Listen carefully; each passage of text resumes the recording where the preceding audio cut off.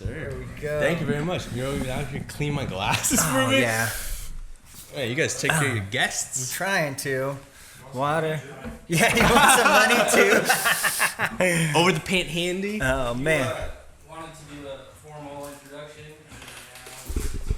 Well, so I don't know exactly what you do. So I don't think we're going to do a formal introduction. I think we'll just let it run and start here because this is my first time meeting Ernie. This is his first time meeting me. Mm-hmm. But the reason I brought him on is I've probably been following you for maybe less than a year or so, but you are one of the most interesting people I follow.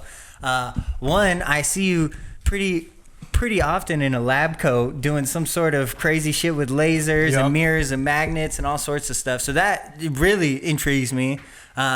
But I know you got your own clothing label. I know you're running Kendamas. I know you got a lot of stuff going on that I want to talk about and get to the bottom of. So if you want to just introduce yourself a little bit, let the people know who you are, and Yes, sir. we'll go from there. Oh, check this out. All about I got nostalgic. I got 9 of these. Really? So You got 9 of those? There's only 3 in the world that exist. There's only 3 blue eyes white dragons in the world. total? Yep. I think you're wrong because I have 9 of them. There's only 5 Enkhzaya pieces in the world too. I have a full Enkhzaya set. You? Yeah. Oh, I had Really? the God cards. That's right. When I was into Yu-Gi-Oh, I was really into dragons, so I had a full dragon deck, like black eyes, or what was it? Red eyes, black dragon, blue eyes, white. All of those. I was stacked with the dragon deck. I would take on anyone.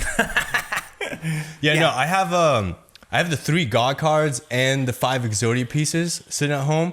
I want to get it framed. Mine was framed.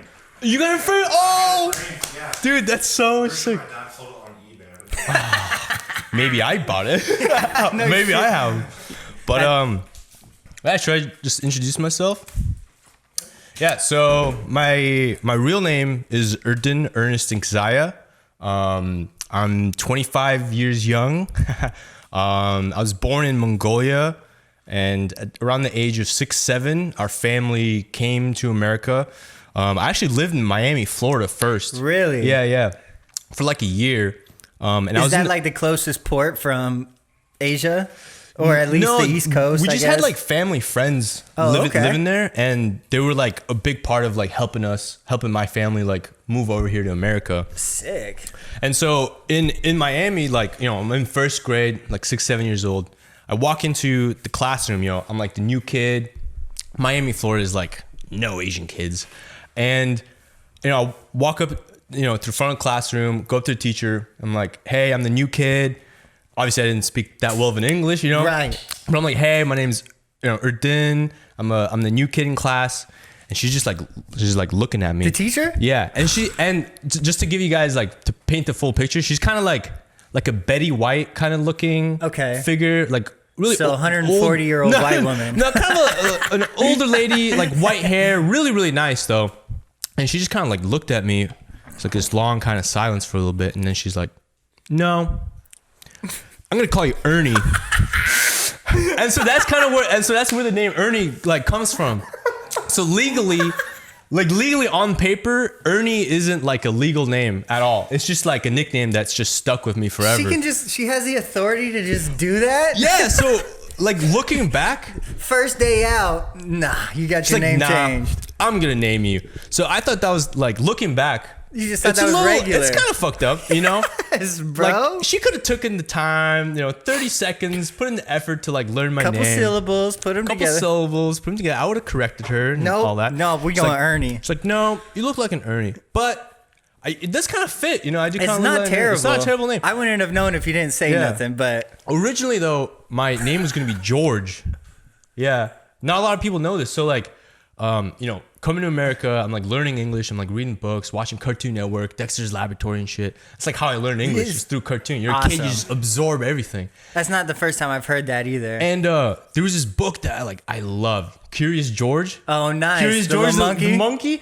And I love that book. And so our family and friends were like, wow, you're really into that book. We'll call you George. Like, we'll give you an American name, give you George. And so I get to America, go to first day class, and the teacher's like, nah, I'm going to call you Ernie.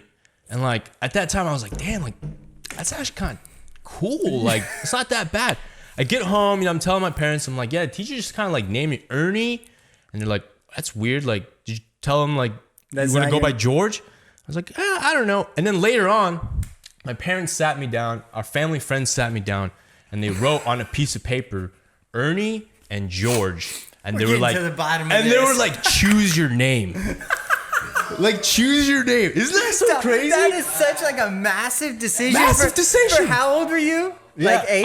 I'm like 7. Oh my gosh, Yeah, like, like 6, all right. 7. Picking so my funny. own name. This is monumental. It's crazy. And so yeah, I circled Ernie and I crossed out George, and yeah, here we are. I will say I do think Ernie fits better than George. I think so too. It's That's very rare. hilarious. So let me ask you this: what was the reason for you guys coming over here from Mongolia? I mean, you're gonna have to ask my parents that, Okay. but I think it's just goes with the like chasing the American dream. Land of opportunity. My parents wanted a better opportunity for me and my brother. I have a brother as well. A lot of people don't know that, an older brother. Sweet. And so yeah, I think they just brought us here to give us a better education and just like better opportunity at life and stuff like that. So shout out to my parents, y'all killed it. Couldn't have said it better. So it sounds like I don't know the process of immigrating anywhere. Like, is that pretty common for people to change their name when they get to a new country just because the other people can't pronounce it? Like, I have to imagine we aren't the only country that does that. Yeah, I think that is pretty common. Like, if you take, for example, like an American person that like moves to Japan, for example, they'll usually kind of like give you like a Japanese name, Right? That'll like make it easier for them to say it, or just like kind of better integrates into the culture. Meet And in I the think- middle somewhere. Yeah, and I think it kind of is a similar thing with like immigrants when they move here, they kind of get like a an Americanized Yeah. name. But it's just easier for the white folks. Yeah, that's You know what I mean? That's essentially kinda what it bottom line. boils down to. Yeah, like Betty White said, nah, I'm gonna call you Ernie.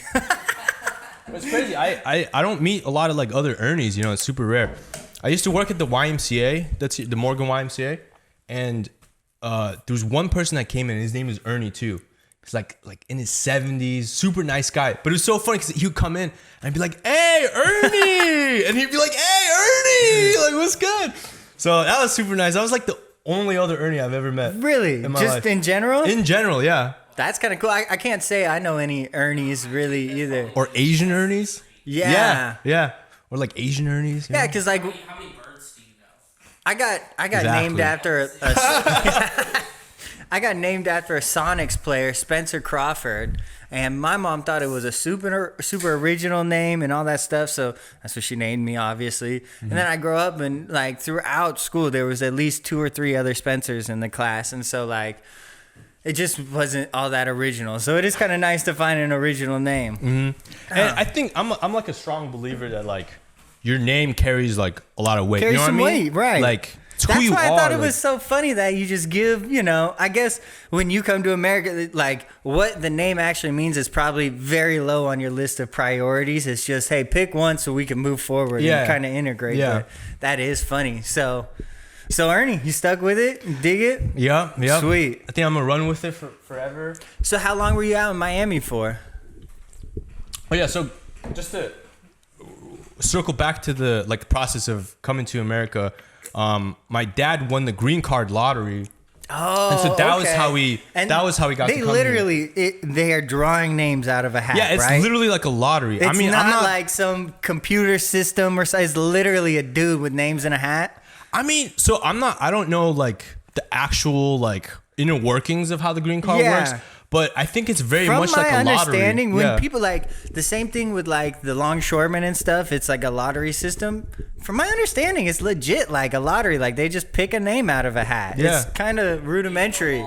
Yeah, I'm like, okay, sweet. All right, who's gonna come to America? You know those like giveaways on IG where they do like the random list picker or the random name picker or whatever. Yeah. Like government still drawing names out of a hat. Government's missing money. That'd be a good show. Oh my! Turn into a reality show. Tune in, see who's gonna come to America. Yo, that'd be crazy. Yo, we Missed gotta get on that. opportunity. We gotta get on that. Someone write that down. Yeah, I was gonna say you better trademark that first.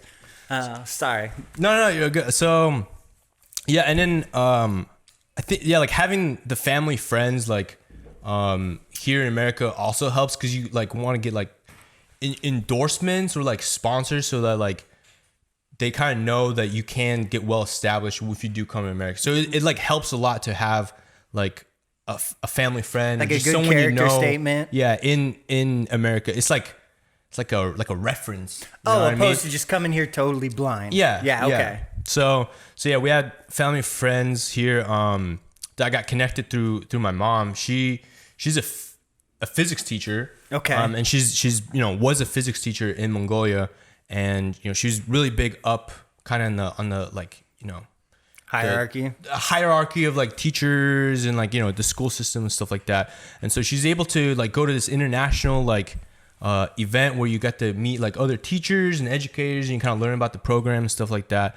And so she ended up meeting another like teacher from America, and then she came to Mongolia and stayed at our house. Oh, okay. And so we showed her like the culture, like Mongolian culture and all this and that, and then she eventually became a very close friend and helped us Return the favor. and helped us come to America. So. Sick. So do you still have any family in Mongolia? We do, yeah. I have like all my family's really in Mongolia. You guys were the only ones that broke off? Yeah. Nice. So it's my mom, dad, my brother, and I, and then just recently we helped my auntie move here. Nice. Too. So, but yeah, everyone else, like my cousins, nephews, my grandparents are all still in Mongolia. Sick. Do you ever go back and visit? I do actually, yeah. So tell me about that. I was planning on. So this is actually really interesting. I was planning on going back to Mongolia 2020, last year 2020. Over the summertime, and like reconnect with my people, see the land, and just like see what life is like out there again. Because I'm very much like have become Americanized. I've been living here like my whole life, and so that was the plan. And then COVID happened. And no, of course, so COVID happened, and that kind of put that on pause. And I was like thinking, man, what do I do now in 2020? Like, maybe I should just move on with like my future plans that I had set up. So my plan was 2021. I was gonna apply for grad school and try and pursue my graduate degree and stuff like that. And then so COVID happened, and I was like, oh man, I can't travel. I guess I'm gonna have to pursue grad school stuff a year early. And Really? Then here we are now in grad school, and that's what I'm doing. Man, okay, so what are you studying, please, in layman's terms? All right. Okay, so I got my undergraduate degree in physics, a BS in physics. I love saying that because it sounds so funny. I got a BS degree in physics. Yeah, it's in the name. It's fun. And then so now I'm going to grad school for my applied physics degree. So and physics, like the actual study of physics, is definitely different from the study of theoretical physics, right? So the way I would describe it is physics is very much like an overarching thing. It kind of engulfs so many different like other fields.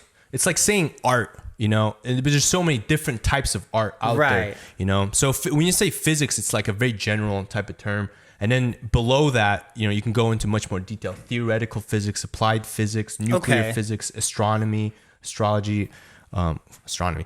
But you know what I mean? Like, so it's just, the list kind of goes on. And usually, like, when you kind of start going for your PhD, you start getting into higher level education. It kind of starts getting more and more narrowed, more and more focused, Specialized. So I start out with physics undergrad. You learn like the most as a general. Basic, you kind of learn everything, like all the different fields of physics, and then you kind of like, what are you interested in? What is it? What field attracts you? And then the masters, you kind of like narrow it down, focus it in. Maybe PhD, you become like a real like expert on a really small niche field. Okay. Type deal. And so that's kind of where I'm at right now. So you're like mid-tier? Grad school, and then there's like a doctorate, and then I could potentially go for my PhD. Okay. But I'm kind of testing the waters. I'm seeing how I like the industry right now. So I'll kind of explain how the program that I'm in right now works, in case people that are watching. Please do, because I'll say this before you get started. I am slightly biased. I'm not a huge fan of college and school. Unless you're going for something that actually requires what it is you're after. So I think your field of study applies to that. I think you need to go to school to learn about physics, to be, not a physician. What is A physicist. Physicist, there we go. That's doctor. But like, don't maybe a liberal arts degree isn't anywhere near as comprehensive as a physics degree. So I really want to hear like kind of your journey and how it's actually helping you and paying off, opposed to someone who maybe didn't really need to go in the first place. Yeah, no, 100%. I definitely do agree that like college isn't always the best option for everyone. If you really want to go after something, you want to get something done, like you can get it done however you want.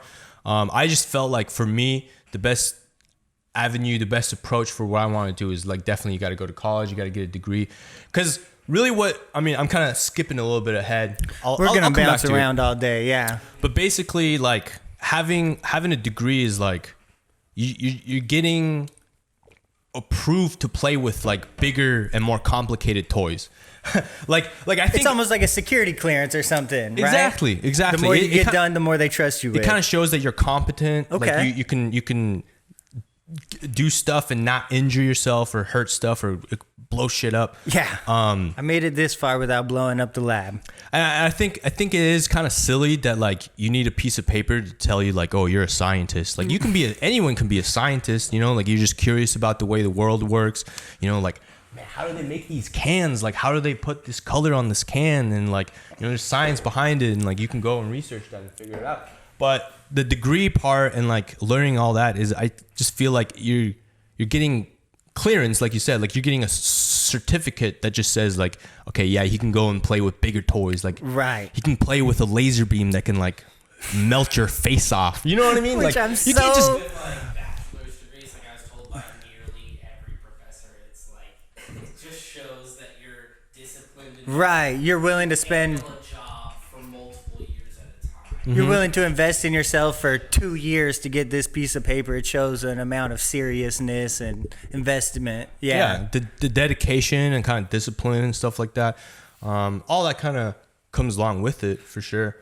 But yeah, so my journey, I think ever since I was a kid, I knew like I want to be doing physics and science. That's pretty freaking cool. And I think that's very rare. A lot of people don't know what they want to do, even into like, they later in life, like they don't know. And that's totally Even okay. currently. There's nothing wrong with that. I was definitely very lucky. Like I said, my mom was a physics teacher. Like I think she was a physics teacher like before I was even born. You know what I mean? So she's been teaching longer than I've been alive, which is crazy. Like that's insane. That's so much experience to come up with. So when I was growing up, like I would hate going to kindergarten. Like I hated going to like actual school, and I just wanted to like skip class and go to my mom's class and sit in the physics class. Like that's what I actually want to do as like a little kid. Like there's like high school seniors. Yeah, I don't need my alphabet. And I'm like, yeah, I don't know how to read or write, but like I'm trying to be like goofing off in the physics class. And so my mom always tells me a story about how like she's like one day she was writing on the board, a science problem, and then like the whole class just got really quiet, and she thought it was really weird. Like why did everyone go super quiet? And she turned around. And she saw me standing on her desk, teaching the class, like making faces, like at the students and stuff. And I'm looking, and the students like they're in an awkward position because they can't like laugh. That's not like, a place for foolery. Yeah, it's not a place for foolery. Like the kids there, they can't like laugh and just start like cracking up and stuff, like, because then they're gonna get yelled at by like the teacher. So they're in this very uncomfortable position where they want to crack up because I'm being goofy as fuck on the desk. And then my mom's like, stop, like what are you doing, like get out of here, like and so I was just kind of brought up in that kind of environment. Like I always remember when I was a kid, like I would run up to my mom and be like, mom, like why does this happen?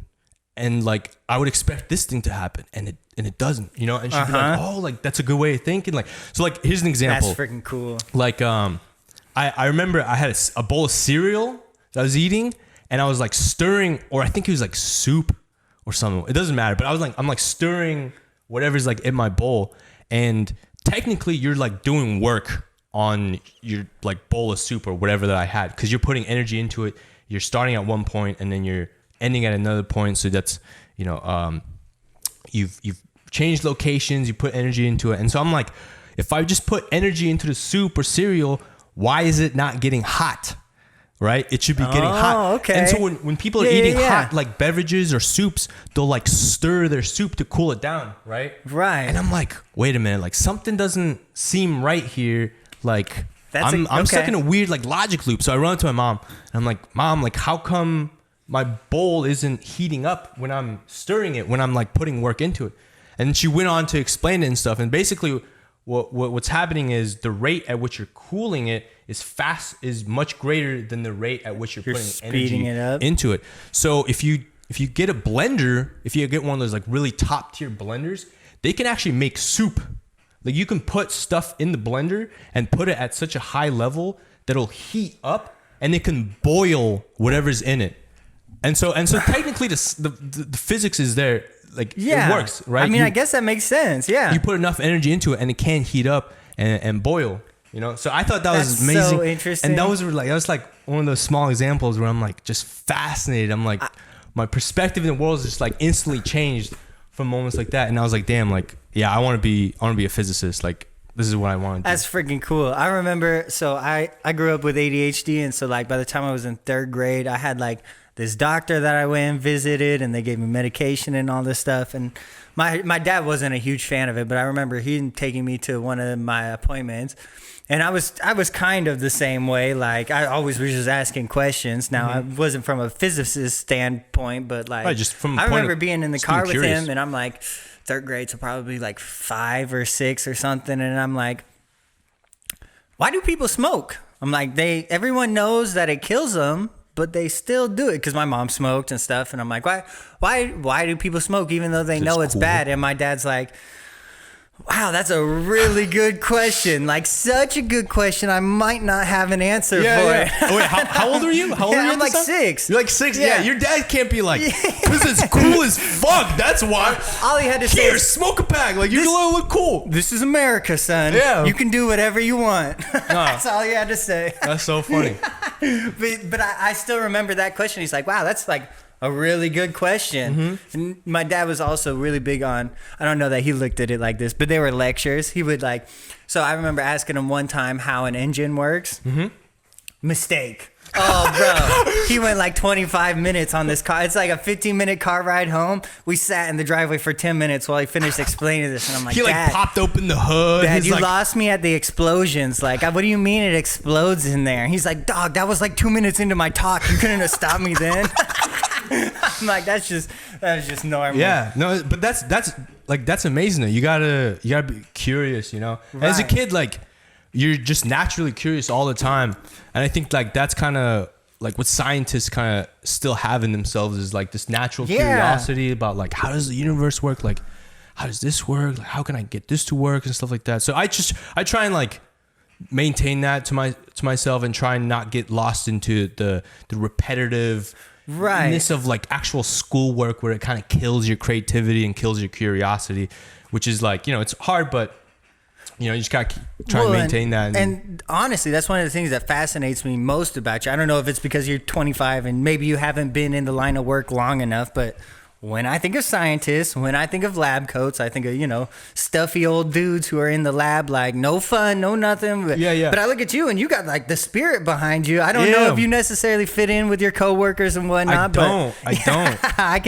can imagine. I seen a couple pictures. You were in there with the lab coat and some lady's like working on a beaker or something. You're sitting down with the Jordan 4s up and I'm like, all right, I can rock with this cat. Yeah. So I guess I didn't actually like talk about the actual like school products. I'm jumping around. No, you're good. You're good. We're still on the school thing. Yeah, we jumped right past that. So basically, the program that I'm in, it's called like University of Oregon Night Campus, in industry internship, blah blah blah, whatever. I'm forgetting the full name, but basically, how the program works is you get your master's degree within 1 year, which is kind of crazy. Like normally, you know, you get your master's degree minimum maybe 2 years. Yeah.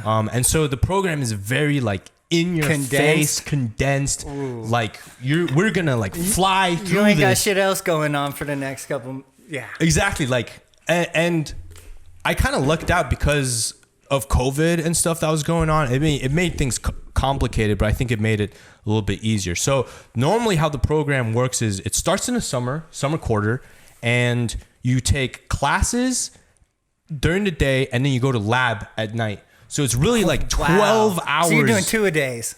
You do Yeah. 2-a-days. You go to class in the morning, and then you go to lunch, blah, blah, blah. And then you go to lab. You come home. You have to work on your homework, lab report, and then you have to prepare for lab the next day. Because it's every single day you're going to lab, and you have to 7 days? 5 days a week. Okay. 5 days, Monday through sweet. Friday. Oh, yeah. It's still school. They got the weekends off. And so, there's just so much like you have to do. And they're telling us like normally how the program works is it's very, very, they don't advertise it as like, oh, it's super stressful, but it's very demanding. It's going to be Right. challenging. You're going to be put to the challenge. It's a crash course. It's a crash course type vibe. And then after the summer quarter ends, comes the fall quarter. And in the fall, all the students have to get internships. So the program, how it works is they've partnered with a lot of like other like companies Labs and industries in the Portland, Oregon area, where there's a lot of like semiconductor companies and like kind of Silicon Valley type vibe companies out there.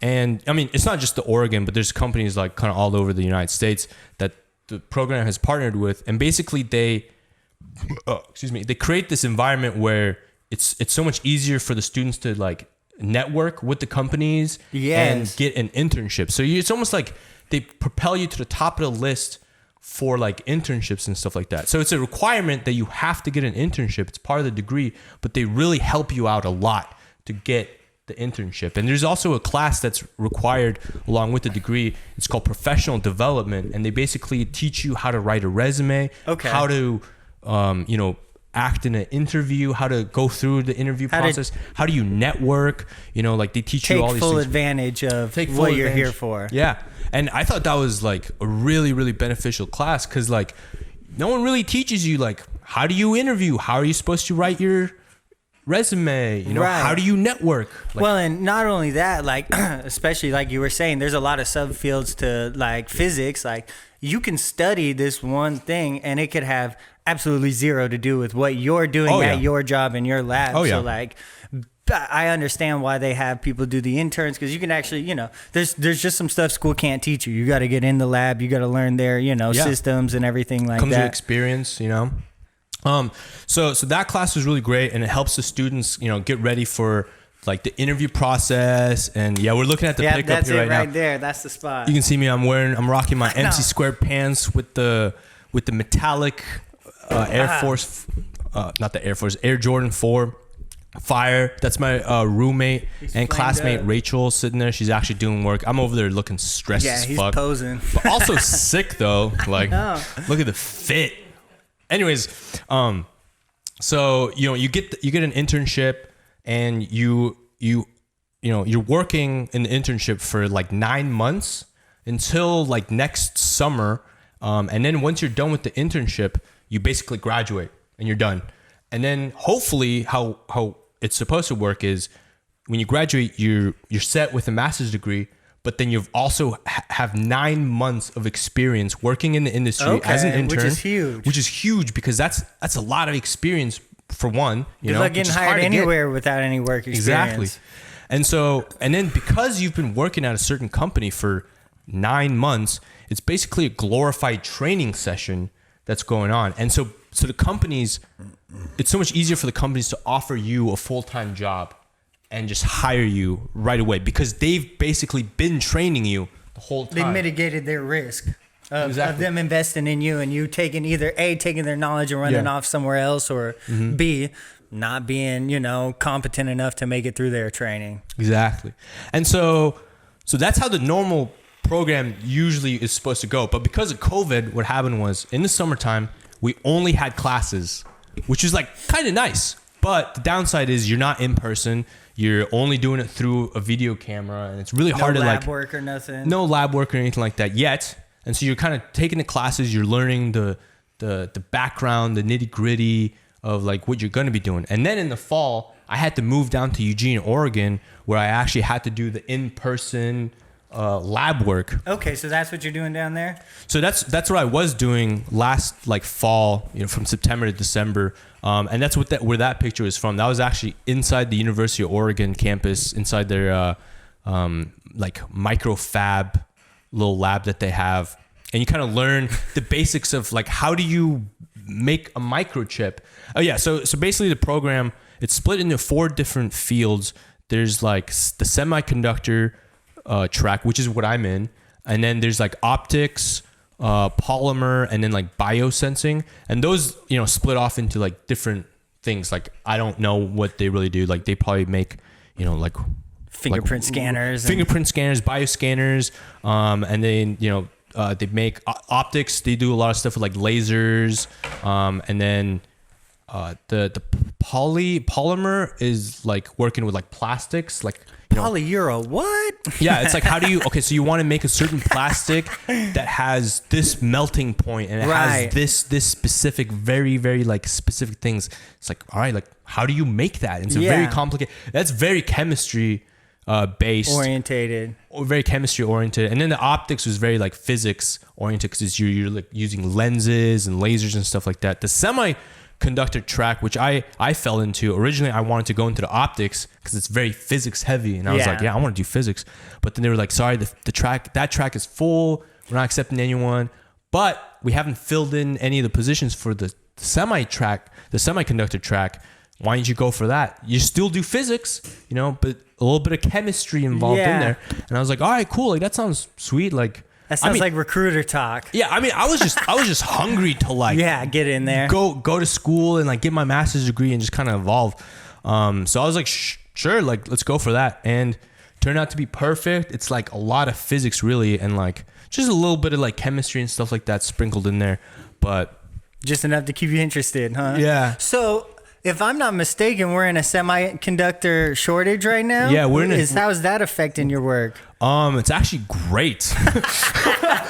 It's great because we're hiring like crazy. So really? If y'all out there in the Oregon area need a job, hit me up. Dead ass, I'll get you a job. You said it. Like no cap, for real. But there is a microchip shortage, and it's basically because of the COVID pandemic. With everyone kind of being locked away at home. I feel like they've blamed COVID on everything. Well, yeah, it's so easy to. Yeah, that's been the scapegoat for the year. It is. Bro. It is a scapegoat for sure. My kid got into some shit, and I blamed it on COVID.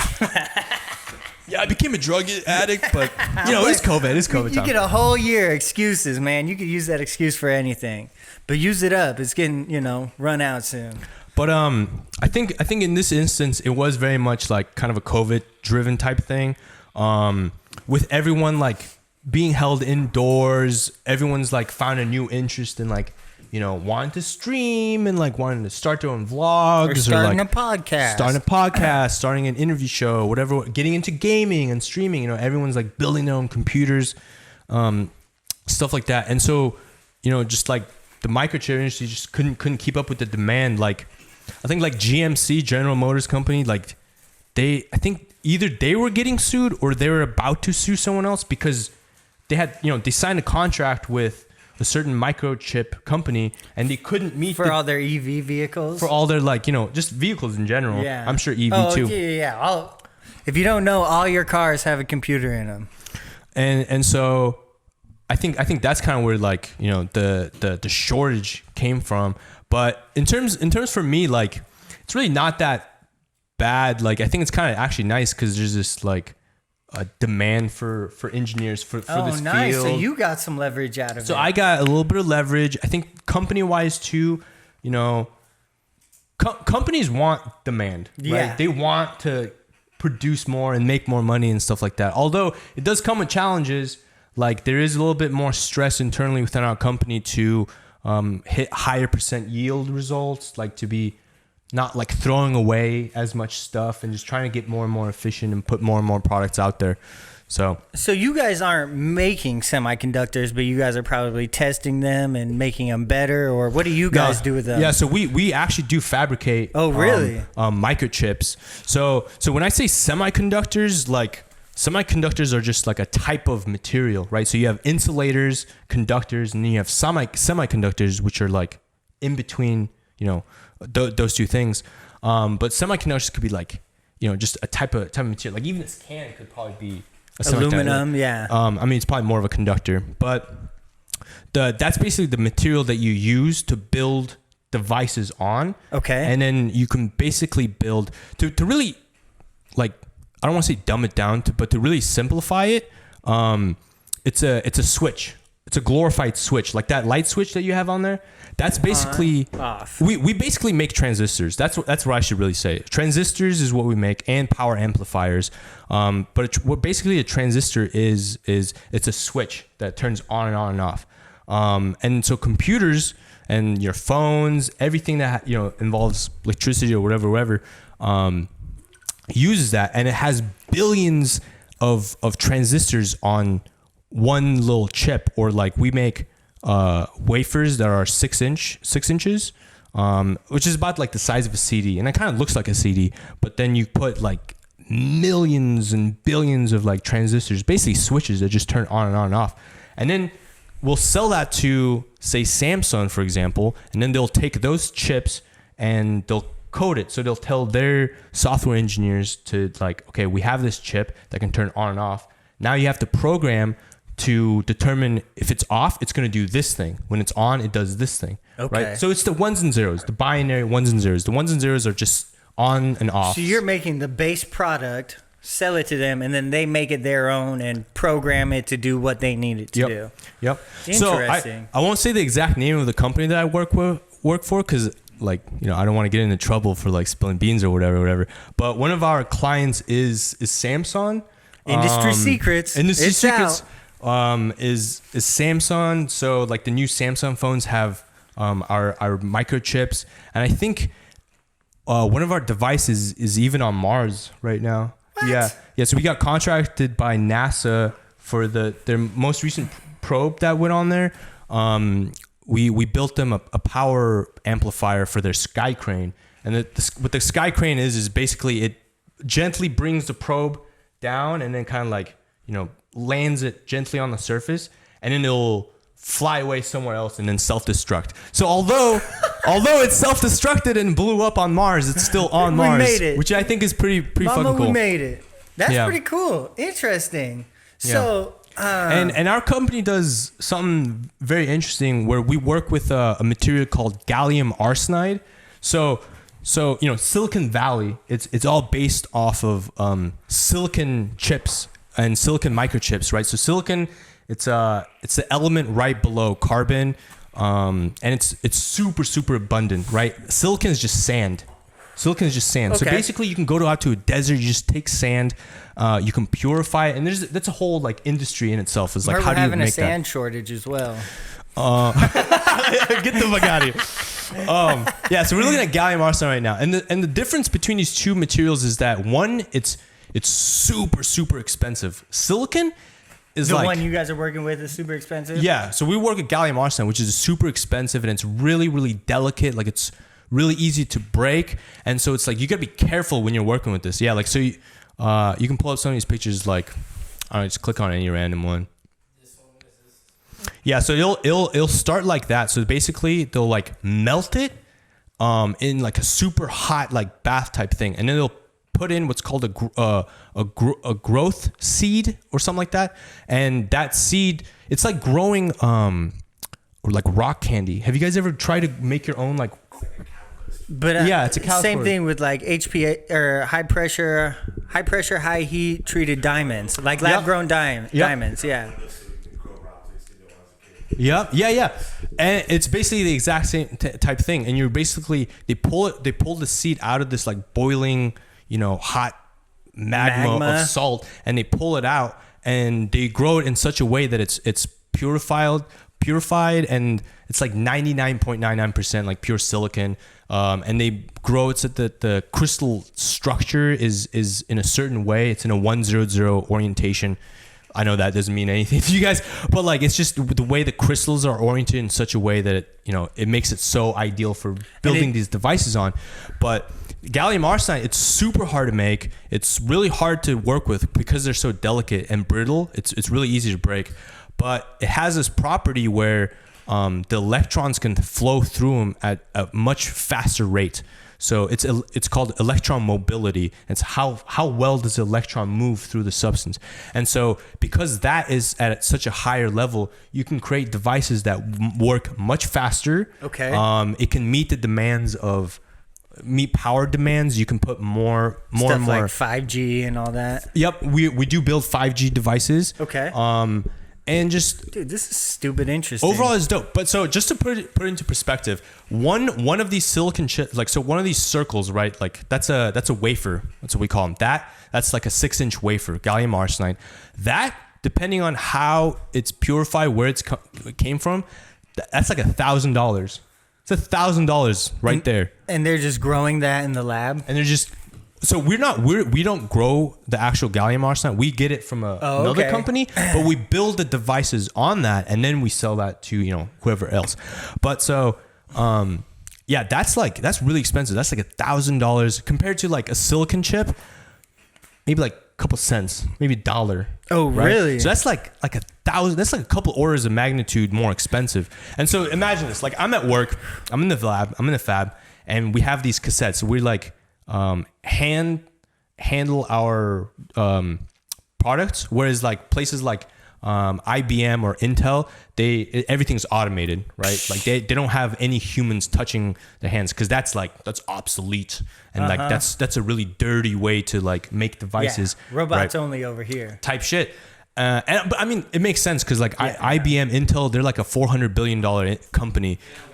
They got robot. They don't money. got time for shit like that. But so our company, we're like handling it by hand, and so we have these cassettes that holds 25 of those, right? So you can imagine one of those costs $1,000. You got a brand new Hyundai in your hand. That's crazy. That's insane. You know what I mean? Like Those robots are starting to sound a little more secure right about now. It blows my mind.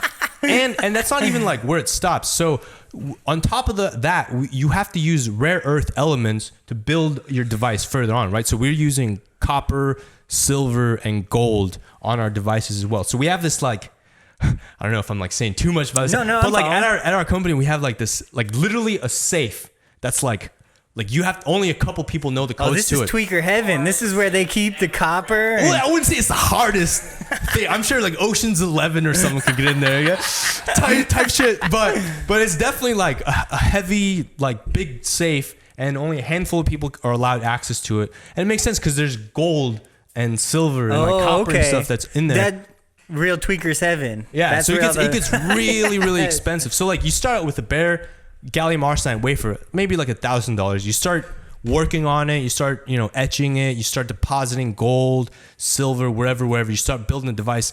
Now that costs like $5,000 for one single wafer like that. Isn't that insane?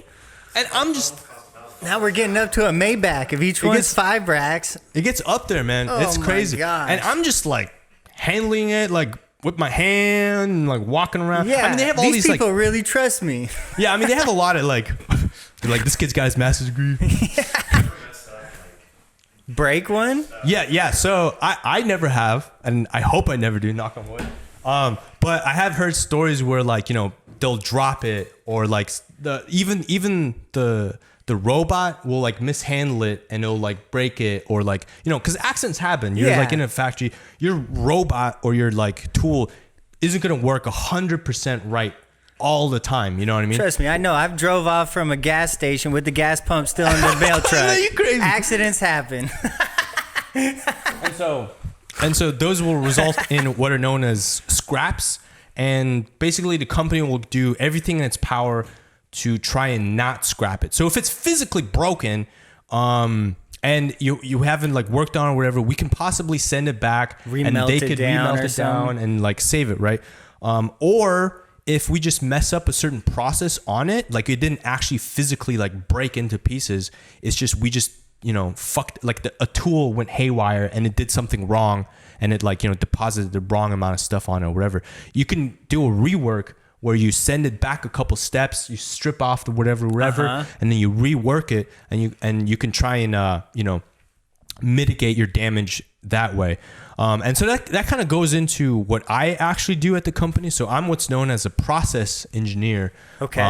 And so I engineer the process of how my tools operate and stuff like that. And that's very different than... And this is like systems and everything like... Yep. So I'm like looking at a lot of data. I'm looking at how my tool is working. So I work with plasma etchers, which basically it That uses sounds pretty fucking cool. it uses plasma, which is the fourth state of matter, right? You have like these free ions flowing around and stuff like that, super super hot, and you use that to basically etch into the surface of these devices. And so when I say etch, you guys know what I mean, right? Like the word etch. Like laser etching. Like laser etching, or like kind of, you're like basically scratching shit off Yeah. the surface. Yeah, I was trying to explain this to like my parents and like and stuff, and they just didn't understand what the word etching. Oh, it just wasn't meant. translating well. It just wasn't translating very well, and so I just wanted to make sure like people understand when I say etching.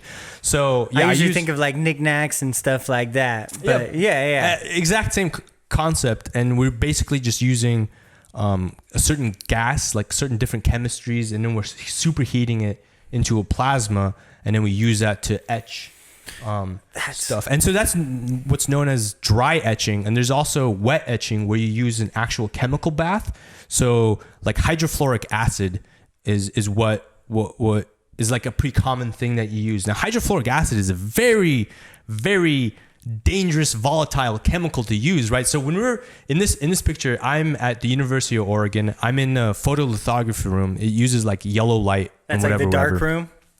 It's like it's not. It's the same concept as a dark room. Okay. It uses a different wavelength of light so that you're not like activating the chemicals or whatever. Anyways, outside this room, there's a station, like a hooded, ventilated area where you have to have two people there. One person is watching over you and making sure you're not like fucking anything up, and then the person who's actually handling chemicals, they have to wear two layers of normal glove and then a thicker layer of glove. So you're wearing 3 gloves.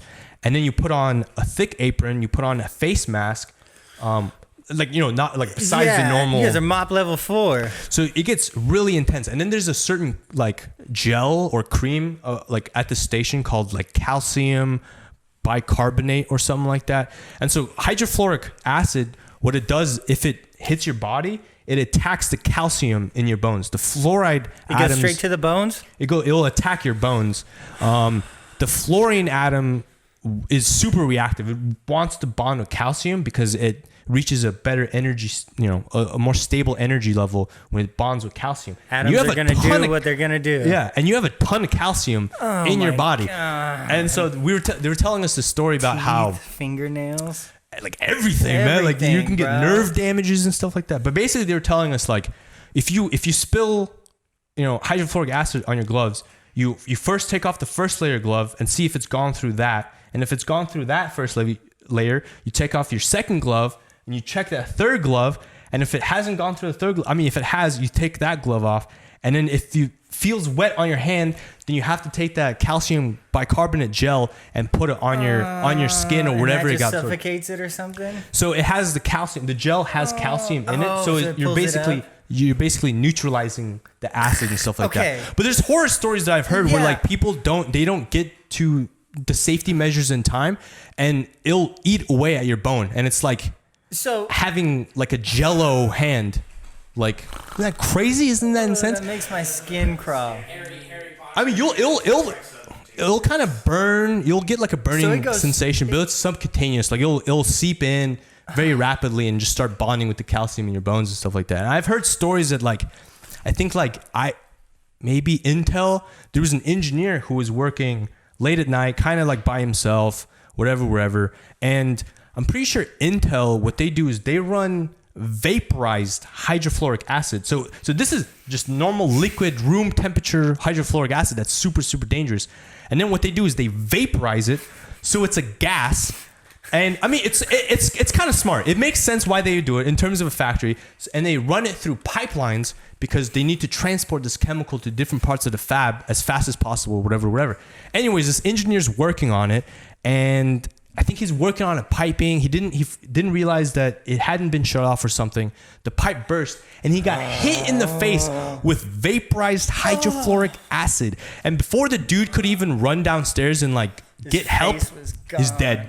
Oh. Because that's like your skull. Your skull's just so it eats right through the latex. It eats through all your safety measures. Like, well, I mean, like, you know, the gloves and stuff are there to like slow down how it, but you know. But it's eating through latex to find that calcium. Yeah, it will. It's a very, very volatile acid. It's probably the type of shit you would want to use if you want to dissolve a dead body. Glad you love your job, brother. Thank you.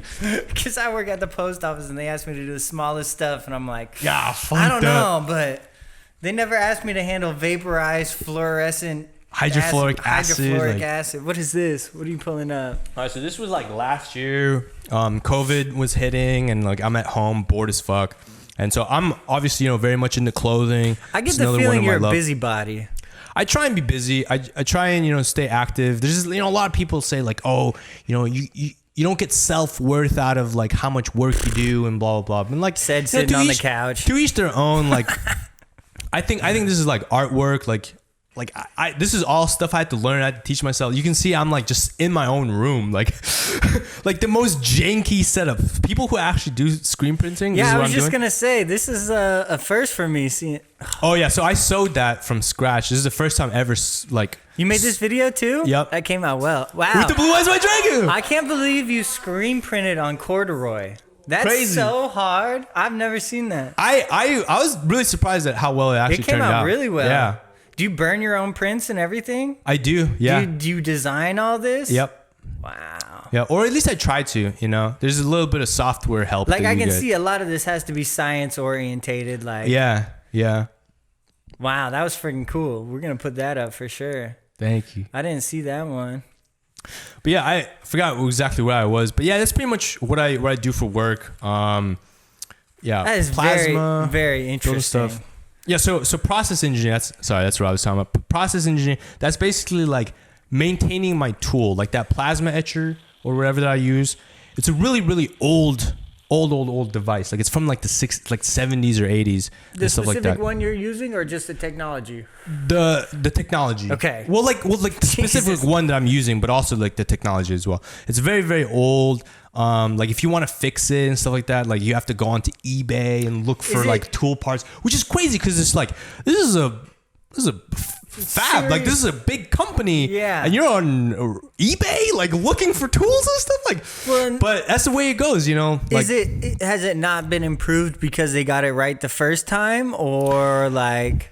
So yeah, a couple of things. Sometimes And the that's process. $5,000 right So there. no, this is the silicone Oh, okay. one that I'm using. So And that's you can see it's- $6 right there. That's like this is probably a couple cents. So this isn't full grade silicon chips, silicon wafers. These are like lower grade, test grade silicon wafers. So it's more perfect for like college students to fuck around with. You can see in that bin past there's like a bunch Ton of broken ones. ton of broken ones. And so you take this and you have to cut it by hand into tiny little square pieces, and that's what we were building our devices on. Do you guys use like a glass cutter or something like that? We use a cleave. Yeah, it's just like a titanium metal. It looks like a pen, but it just has a really really sharp point at the end, and you kind of scrape it a little bit, and then you break it off. Yeah, Yeah. that's the word I was looking for. You score it, and then you snap it apart. My Yeah. grandpa does stained glass, and he was always big on like he had exactly whatever the tool you're talking about. He would draw them, Yeah. and it would leave like it wouldn't break it or nothing. Then he just give it a Leaves, little like, that mark. flick, and it just sink, falls Perfectly off right in snaps. place. Yeah, So yeah, that's what I've been doing, and I was dude, just that was taking super pictures. interesting, and I followed along. I think I understood what you were talking about. I'm glad, man. I'm glad. I mean, really, what it is, it's like when I was first taking classes, one of my professors was like, "Who was ever in like a wood shop class? Like, were you guys ever in, like took wood shop? Yeah, or like, my teacher was a drunk, and I had a six period, so we would always sneak out. Oh, He okay, legit, he left. He had a sub one day, and he wrote on the note like, "Spencer and these two kids are not allowed to leave for any reason. Damn. Bathroom, nothing." damn, you were on the list. But, yeah, but he got caught. He was having liquor in his cup. I forget Man, that. he dude's was- name. Who was the wood teacher at Stadium? Mr. Flint. Yeah, he would smack kids in the back of the head. He just Are you serious? dude, this kid walked in with a big fat old dip in his lip, and he's like, "Hey, you get beat up at lunch?" And the guy's like, "No." He's like, "Well, you're about to if you don't take that out your mouth." I'm like, "Oh my god, this guy's wild." Wow. So Is that stadium? yes, I took wood shop. Wow. Yeah, to answer that question, yes, I took a shot. So basically what my professor was telling me is like, if you want to build, like, let's say this coffee table, you know what kind of tools you need to use, right? Like, you gotta use a certain saw, whatever. You gotta use this, fucking nails and hammer and this and that.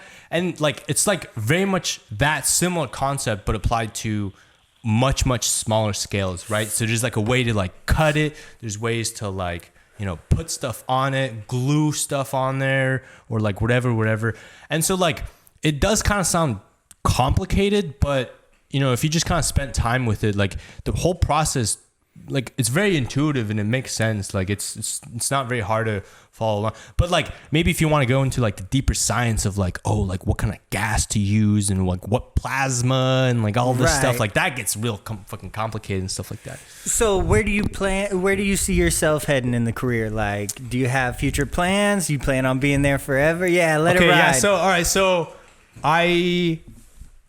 for me personally, I've been kind of on this like, not wave of like my own personal thing where I actually like don't tell people like my goals or like what I'm working on or anything like that. Cause I think it's like you kind of lose a certain like magic of that when you like tell someone. It either goes one of two ways. It either speeds up your process of not doing it, or it speeds up your process of doing it. One of the two ways.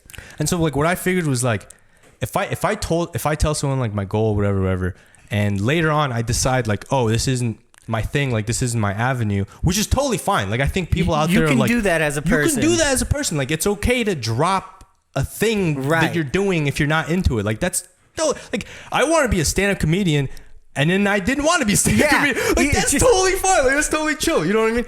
But it's kind of weird when you've told a bunch of people like, hey, I'm gonna do this, and then you go back and they're like, hey, like have you done this? Like what are you up to now? I'm like, oh yeah, I'm actually not going to do that. To that we're currently living in right now. Well, so this is not to cut you off. No. But so a couple years ago, I was actually doing Amway, and I was like really stoked on it. Thought that was going to be what I thought I was going to be a double diamond Amway distributor and all that good stuff. But same thing. I just didn't feel as passionate about it, so I dropped it, and I got to looking, and I came across another idea which I thought was really good. So that was in like November of 2019. I gave myself about 6 months to get everything up and running, and of course this whole time I'm telling everybody, I'm like, dog, I got it in, I got the plan, everything's good to go, like money's good, we're all dialed in, ready to go, right? Mm-hmm. And so come March 2020, I'm in the process of looking for a location and like we're working on getting paperwork together, and then some legit shit. COVID hit, right? Oh. And so essentially what my business plan is, for sure. What my business plan is essentially stuffing 25, 50 people into a small room. So not ideal for our current situations. So I had like 6 months of telling everyone what my plan is, and then now it's been a year, and we're still in the same city. We're still looking for a location, and so I just stopped talking about it anywhere near as much. It didn't go nowhere. That's still the plan, but I don't want to keep talking about it until the motherfucker's up. And again, there's nothing wrong with like dropping a certain hobby or like because life happens. You find another interest or whatever. So that's kind of like I had to do a little explanation of like, I got to be very careful about like what I choose to share, especially because like, don't worry, nobody's watching. Nobody's watching this. Hey, no, that's how it starts though. That's how it starts. So also to like touch on I'm still an intern. Like I haven't been fully hired, right? So I'm in the process of like trying to get hired, and the way things have lined up, it's looking really good that I might actually get offered a full-time position, which is like, that'll be dope. But they were telling me, like, all my engineers, like, all the people that I work with and stuff, they were like, this company is really good about hiring interns, but there was one time where we didn't hire an intern. And I'm like, what? Just once? Like, what happened? Like, what? Is this Dracula? What's going on? I mean, it sounds really dope. I'm like, oh, like, so you guys hire, like, all your interns, like, dope. Like, sounds super dope. But I'm like, what happened with that one guy? And they're telling me, like, this guy, as soon as he got, hired as an intern, he was just like telling everyone like, yeah, I don't plan on working here after the internship's over. I have plans in Colorado. I'm going to move there. I got like some plans and stuff set up. And so like, you know, all the engineers, all his coworkers, the managers are like picking up on his vibe. Like, oh, like sweet. We don't need to invest in you any longer. Yeah. If you don't want to be here, like we're not going to hire you. Come to the end of his internship, he changed his mind and was like, hey, I actually would like to get a job here. And they were like, no. Nah, sorry, they were like, no way, dude. Spent the whole time Yeah. So I would very much like a job. That's my plan. Short-term goals is to get this full-time job at this company. And then just kind of build my brand, MC Squared. Yep. That's like kind of like my brand that I'm building on. And then I definitely want to like go back to Mongolia and reconnect with my family and the people there and the culture there and just see the land and see what life is like out there. Cause I've definitely have this disconnect with that life over there. So that's my plan. Get full-time job, you know, kind of build my brand a little bit and then go out to Mongolia, see what the people there are maybe need. Yeah. You know what I mean? Like see what I could maybe provide for them where I could, you know, improve their quality of life or just kind of reduce the suffering there a little bit. Because I think that's just, you know, not to get super deep, but like I think it'd be super nice if before we leave this earth that you just help make someone's suffering a little bit less. That's all you it know? is. Just make the place better than where you found it, you know? Exactly. Like you go out to a little picnic. When you leave, you try and leave it as in a nicer condition than you did. So, and shout out to my grandpa. My grandpa instilled that kind of way of thinking and values in my head just to like, you know, improve things and just be a man of value and stuff like that. So that's kind of my short-term goals. Take nothing but pictures, right? Yeah. What is it? Take nothing but pictures, leave nothing but memories, or I don't know, something like that. Something deep. Yeah. Yeah, it made sense when someone else said it. So when you were talking about the intern, I thought you were going to go a totally different way. And I've been wanting to ask this question, like, have you had like some people who maybe get access to some of these chemicals and what all else in there, and maybe it goes a little bit awry? Here, I'll give you an example. I watched this Netflix documentary, and it's called How to Fix a Drug Scandal or something like that. Have you watched this?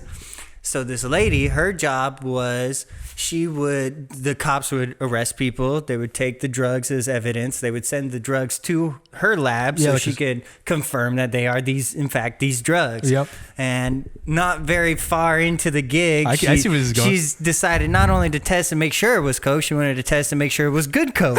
So she starts freebasing coke. She can't just like run a test that like runs the purity. So of course they have like, what are the solutions called? The standards? Is that like, I don't know. So they have, is essentially, so like, if you want to test and see if this is meth, right, you have to have something to test it against, which you know for sure is 100% pure meth. Now that's called the standard, right? Oh, yep. They have standard solutions and stuff like that. Something to like compare it to. Right. So where they kept the gold and the copper and all that, in this lab, they kept all the standards of cocaine and ketamine and meth and pure shit, like lab grade 100%. Lab grade meth, some Breaking Bad shit. Yep. So this lady goes, well, everyone left and I'm going on my lunch break, and for 3 weeks I've just been eyeing this can of meth. What? Of meth, right? And so all it is this big, like, it's like a pint or like a gallon jug of like pure meth, and it's just got this little stick in there that you pull a little bit out to test. She goes, and taste it, right?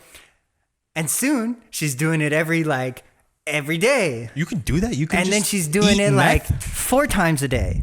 And then eventually the yearly audit comes around, and this whole gallon jug of pure meth is down to like this. Yeah. And she's fuck. dude, you have to watch this document. It's absolutely what's it called fucking again? insane. It's called How to Fix a Drug Scandal. And this, like, at the same time this was going on, another lady in another drug lab was doing the same thing, and like it totally erased like 17,000 convictions in the states they were in because everything was tampered with. They didn't know if like she was really doing her job or just like Dude, it's a Yeah, no, that can- fucking wild. Yeah, no, that can documentary. fuck up shit in like trials and stuff like that. Yes, like even it people fucked that do everything up. like autopsies and She stuff had like that. little crack pipes, and at their workstation they got the little. She Wow. taped the crack pipe up to the top and was Hey, like, I will say this though, she was probably super productive. Dude, she she was- probably got her Yes, job done bro. like that. She was zooted and booted, ready to is send what- these people to jail. This is what we're looking at right here.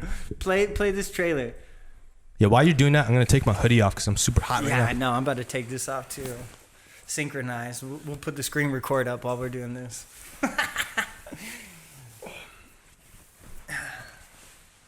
I also want to talk about my thumb in a little bit as well. We got that. I still want to talk about MC, and then I want to get into Kendama a little bit Yes, because I yes, don't sir. know dick about Kendama. But where's that volume at? I was totally controlled by my addiction. At these drug labs, a single chemist can do thousands of cases a year. It wasn't really clear the extent to which things had gone wrong. She didn't realize Thank that. you. Go to town. And it Me turns too. out it's not just one, but two chemists. This was one of the biggest miscarriages of justice in the history of Massachusetts. All these convictions Dude, need and- to be wiped away. So one was addicted to drugs, and the other one was addicted to success, and she was just ganking people, just writing Goes everything hand in was hand. confirmed. Yeah, she just confirmed everything is drugs. Person's act. These allegations do not implicate any system-wide practices. How do you come out and make a statement that no one's been wrongfully convicted? How do you know? You just assume they're doing their job unless you're told otherwise. This isn't just a scandal about bad science. It is a scandal about bad law. The whole idea was to keep this as small as possible. Billions of dollars flood into this system to perpetuate this war on drugs. They're not even getting into any of the good stuff. Yeah, it's a little trailer. Sordid tale. Was she part of the bigger problem? She took the drugs. Anything that she touched should be tossed out. Liquid meth raises the intensity. She's geeked up, bro. They made me feel more alert. It gave me the pep I was looking for. It's like I could do my job so well. Your job isn't to contain it, it's to figure out how are we going to do justice. See, look, this is all the standards, and she's just smoking pills, all sorts Jesus. of shit. Hey, Wow. hey, this episode was brought to you by Netflix. Where's that And- sponsorship? Yeah. Hey, for And real Netflix though, should be this is paying the us. E9 brew from Tacoma. This shit is fire. Fire. Where'd you get this at? The Delightful Neighborhood Market, which is not anywhere near our studio, in case you were wondering. But All right, that's all where right, damn, I might have to tap in with one of those. That actually looks super, super fire. Yeah. So about my thumb. So I don't know if like the viewers might notice I'm like holding my hand super weird. I slammed my car door on my thumb last Friday. It's like black, like my thumb is like black. It's so hard to do anything. It's like I can't even jerk off. Use the other hand. Woo, Somebody else is doing it. Yeah, it's like a stranger. It's like a stranger is doing it. Woo. You good? Excuse me, man. I just choked the fuck out. That was crazy. I'm all sweating. Mind if I have this? I didn't get it. You had yours? Sorry. Yeah, get in there. Sorry, viewers. We're doing our own thing, Vibing. man. You guys are lucky to be here with us. Yeah. Hey, you guys take a Yeah, take a drink break. Roll Little drink something break. up. We still got more to go. So yeah, I fucked up my thumb. Fucking, it's not even a cool story. Like I was totally sober too. Like it's like 3 a.m. I was like staying up all night because I had to like homework I had to do. I'm just like crushing Red Bulls, and I'm like just like sleep deprived. I'm just like sleep deprived, and I like go to the mini mart to get another Red Bull. Genius move. And I just like held onto my car door while I was closing it, and it just like smacked my thumb. Like, and I'm thinking, I'm like, oh, you hit your thumb, and like, it'll hurt for a little bit. And I was like, man, like this keeps hurting. Like this like won't go away. And the next morning I wake up, I couldn't even sleep. Like I couldn't even go to. It was that bad? It was that bad. There's a moment where I literally thought I was gonna go into psychosis because it hurt so bad. Like couldn't sleep or nothing. The pain in my thumb like changed. The type of pain like went from like a throbbing like kind of achy pain to like a burning sensation. Ooh. Like it felt like it was on fire. And then so I had to go to the hospital, and they like That's what I want to talk about. Why did they drill into it, bro? yeah. So the pressure is built up, like it's inflamed so much. Yeah, they had like a drill bit looking type of thing, and they'd like try to drill in there. That sounds like some saw shit, bro. Yeah. They drilled through the top of your fingernail. Yeah, and I don't know how well the camera can see, but there is a hole.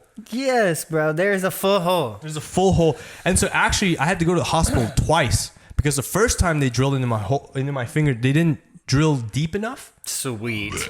And so literally, like the next day, the nail like had closed up, and the pain was back again. And I was like, oh my god, like I literally can't deal with this because I'm like, I'm like a tough guy. I can like deal with this pain, whatever. And I couldn't, like I literally just couldn't go to sleep. So I'm like, all right, I got to go back to the hospital. I go back, and it's a different doctor, and she looks at my nail and she's like, oh yeah, they didn't go deep enough. But like, yeah, obviously they didn't go deep enough. And then she goes, and she grabs, I think it's called a heat cauterizer. Oh, sweet. Yeah, it's like a lightsaber, like a soldering gun type shit. And You got hit with the plasma ray? Yeah.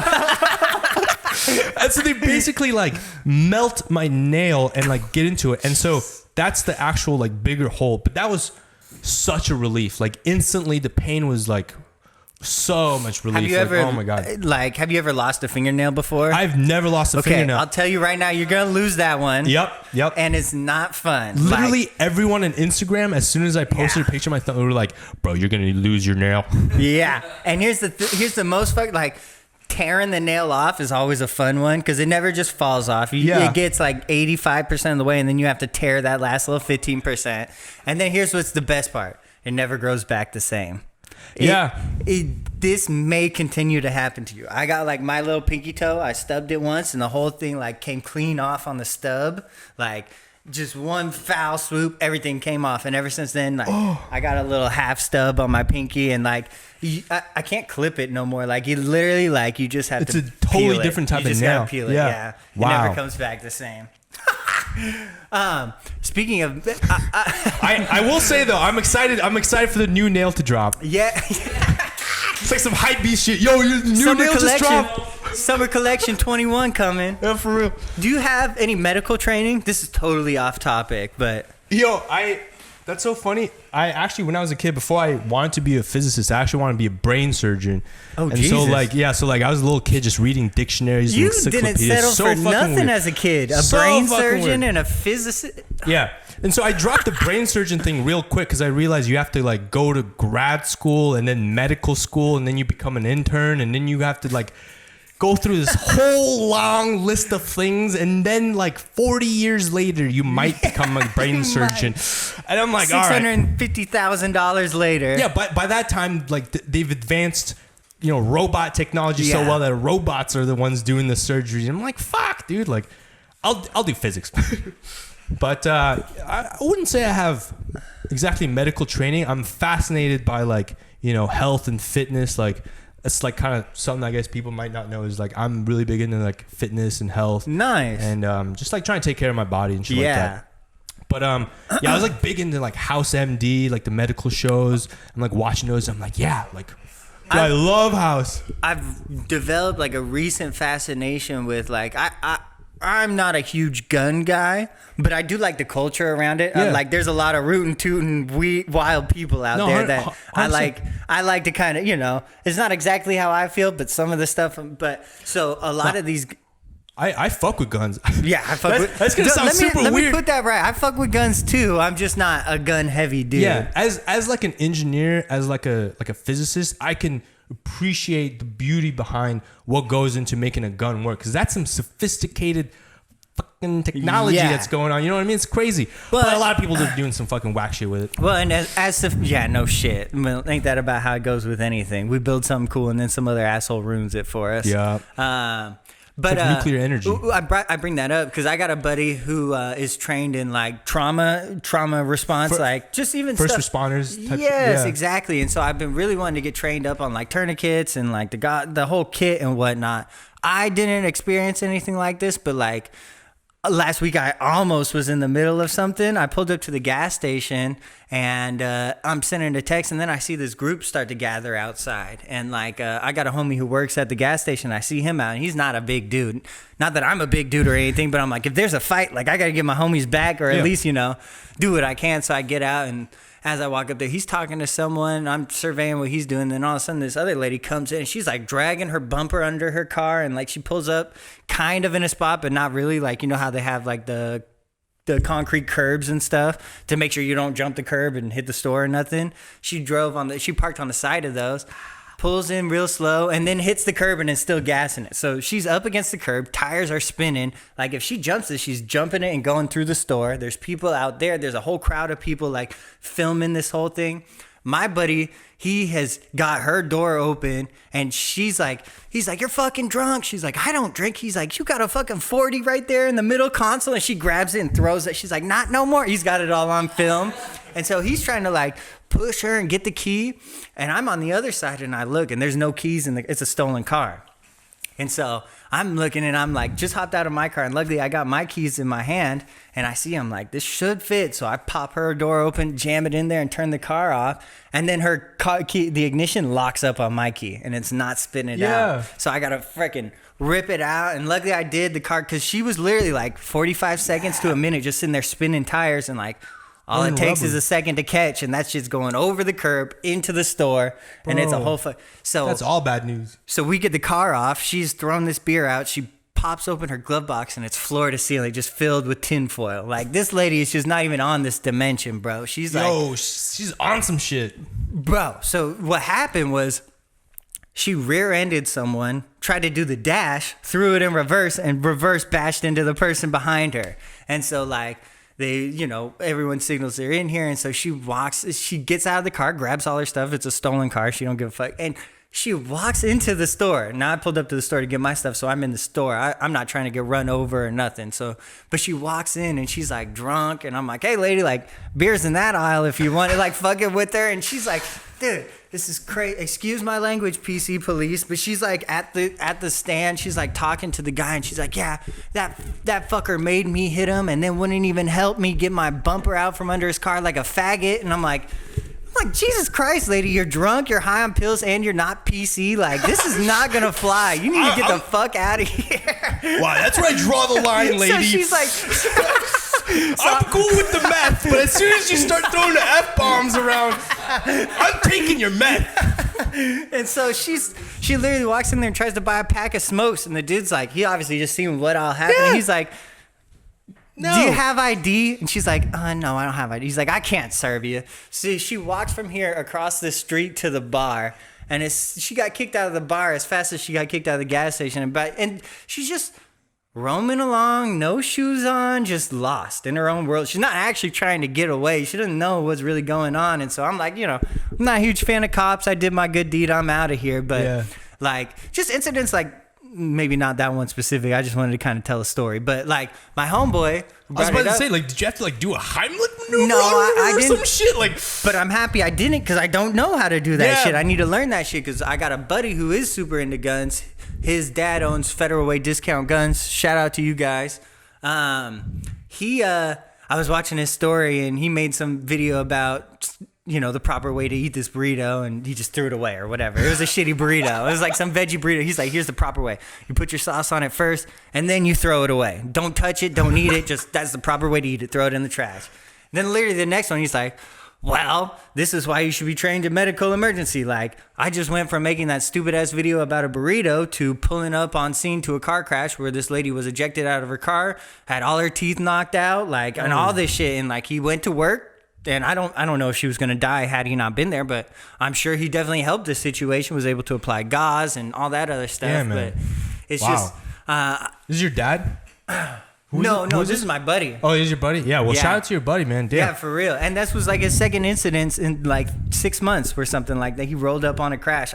He's just kind of a magnet for shit. He's a magnet for being in the wrong place at the wrong time. He's like Final Destination. Andrew, I'm talking about you, but but he's been in the right place at least once or twice before. Yeah. So yeah, no, I'll say like back like a couple years back, my grandfather.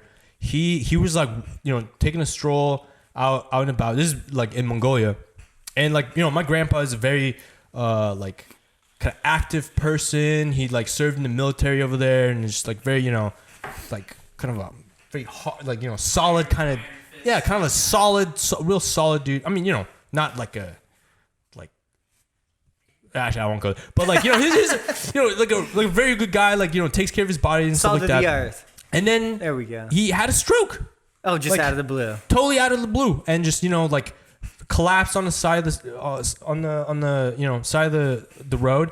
And luckily, there was someone, a good pedestrian there, who ran up to him and like checked on him, called for help, and honestly, like if it wasn't for that good Samaritan, like I might not have a grandfather right now. You know what I mean? So like, whether you do have medical training or not, like always go out there and like at least check on the person. If you have the medical training, like you should definitely step in. If you don't, like consider at least taking some CPR classes, because you never know. Yeah, when that's just gonna come in handy. Look this up real quick. See how many lives were saved by tourniquets in 2020. What is that?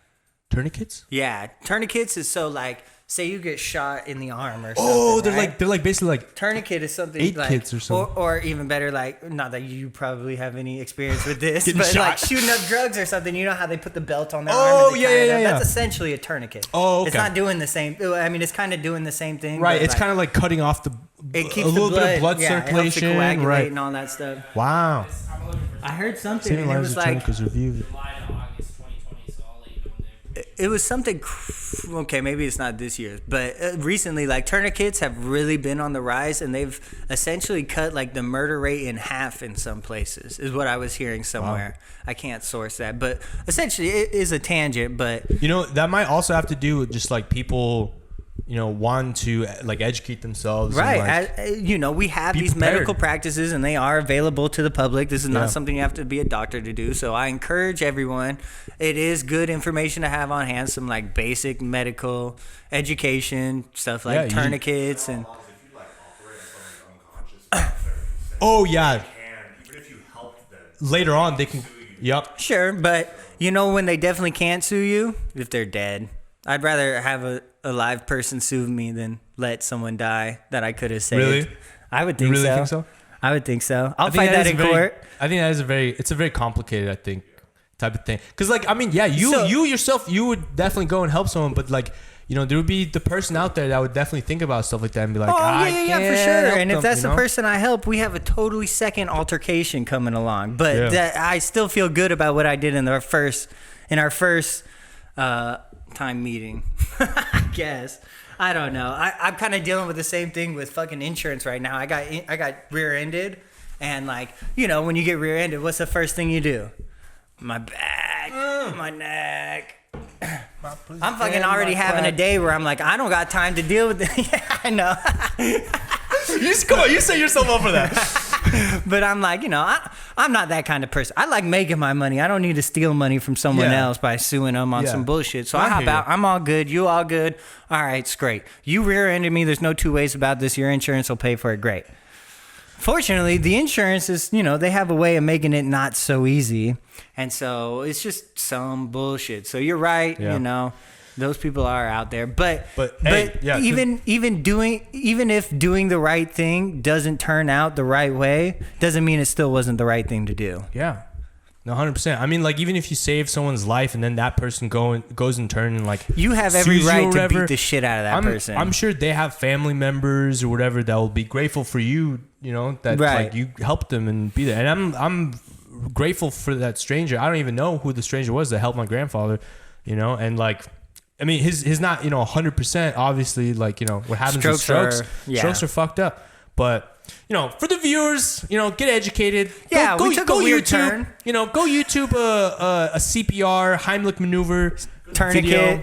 all that stuff. It'll help. Okay, so let's get back to business. Yeah, Here's what I really want to talk about is E equals MC. Is that right? E equals MC is. So there is no E, right? It's just E equals MC squared. Yeah, and I'll like explain that whole thing. So because I know it's not by accident. Yeah, the brand is called MC squared. I was thinking of just like calling it equals MC squared, but that doesn't exactly flow very well. I like MC squared better anyways. MC squared sounds very nice. And by the way, I brought you a gift. Shut up. You got me a gift? Yeah. I didn't exactly know what size you were. You put the 3M on there I just had to assume what size you were. What size did you assume I was? I got an XL. You're right, Bob. Yeah. You're right on Yeah. I'm about to wear this right now. Well, yeah, you can, we'll get a picture in it for after. Yes, That's sir. what we'll do. But so MC squared basically what I wanted to do with the brand, I started, I think, in like junior year of undergrad. And basically like being in college, and like kind of in the academic world, like Is that the homie Cole right there? Who? No, what's his name? Evan? That's Evan Stout. That's the homie. Cole Boulder. That's why I said that. Albert Einstein there. I met that guy Evan at a FedEx store. Yeah, that's my boy Patrick.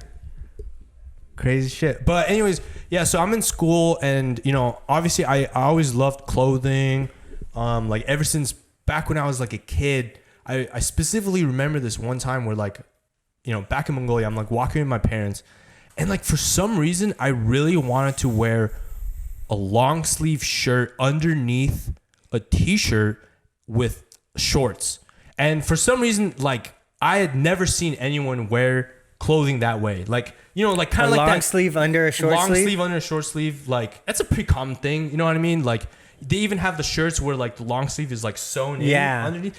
And like, I don't know why, but like I was a kid and I was just like, I just like imagined in my head and I was like, I've never seen anyone like around me wear clothing like that. Like, and I asked my parents, I was like, can I wear my clothes like this? And they were like, we don't give a shit. What the fuck? Like, I got shit who going cares? on, Like, kid. wear your shit however you want. And I was like, no. And I like wore my clothing that way. And I thought it was just the coolest shit ever. And like, but that's just like a very You're like specific thing that I hilarious, bro. remember. So you're doing like fit calculations in your head. Type shit. And so like, yeah, I just always like was really into clothing and stuff like that when I was a kid. But, and so I saw like, you know, junior year of college, I'm seeing like all the like kids in my classroom, they're all dressed like the same. Not the same, but in a very like this archetype way. You know what I mean? Like if I say imagine a scientist or like imagine a kid in college going to school for physics. Like everyone can come up with this image of a kid in like, you know, maybe slacks and like a flannel shirt or like a hoodie that doesn't fit them. A plaid shirt sleeve button up, like this like just like a classic kind of a nerdy look. And like nothing wrong with the look. You know, it's just you're comfortable. People dress however they want to dress, but that was my thing. Was like if you ask someone on the random street, like imagine a science kid, they'll probably think of someone who dresses like that. And I was like, I want to change that. Like I want people when they think of like a scientist or like a physicist, I want them to like picture someone who's dipped in like some fire gear, like Jordan 4s in a lab coat. Yeah, like you see Neil deGrasse Tyson on like an interview and his like dipped in some bow Christian ties Louboutins or something like and some Dior. Like that'd be crazy, right? Like Neil out here flexing. As a kid, I would be watching that and I would think to myself like, you're telling me you can be smart and look super fucking fly? Yeah. Like that's a thing. So like that was my whole thing, was just kind of like changing that, I don't want to say narrative, but that kind of like archetype of what like a nerdy kid or like a geek or like a science kid would look like. And it also was about kind of bridging the two world of like academics and streetwear and like just like culture, like cool shit, like you know, like cool videos and music videos, like pop-up stores. It's almost like shops, like two opposites meeting in the middle, you know, like converging. You know, academics, everyone. And so when you think of an academic, it's kind of stuffy, no stuck up, like collared shirt and all that. And then when you think streetwear, you think of, you know, some hood rats and shit. Like a kid skateboarding. But there's physicists out there who like fly clothes. Yeah. There's, you know, and mailmen who aren't fans of polyester. So the second part of it was like bridging those two worlds. Like if you imagine you're on a college campus and you got two kids walking towards each other on like the side, you know, the sidewalk, and one kid's like, you know, he's a physicist, he's like in class, he's going to class, lab, whatever. The other kid's like a skater, he's like kind of grunge, maybe like an art student or whatever. I'm kind of generalizing, but like they're walking towards each other, and the physicist kid, he's wearing like some dope shit, like some MC Square shit. He's wearing some Air Jordans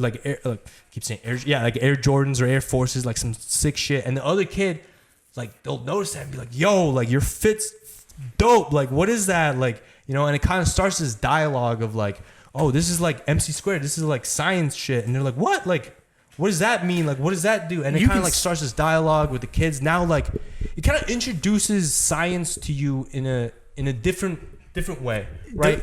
because like a lot of people with science and mathematics, they've only been exposed to it in They're school. stuck in a box. They're stuck in a box. Yeah. And everyone's like, I hate math. And I'm like, why do you hate math? And I'm like, I had a bad teacher and like ruined it for me. It's hard. And like, I get it. Yeah, it's a hard thing, but like, it makes me so sad when I'm like, damn, you had a shitty teacher and like they just ruined the experience for you. Cause it's a beautiful thing. Like science and math, it's like super sick. Right. And you just had a, The language of the world, right? yeah. And you just had a shitty teacher that just ruined your experience for you and then kind of give up on it forever.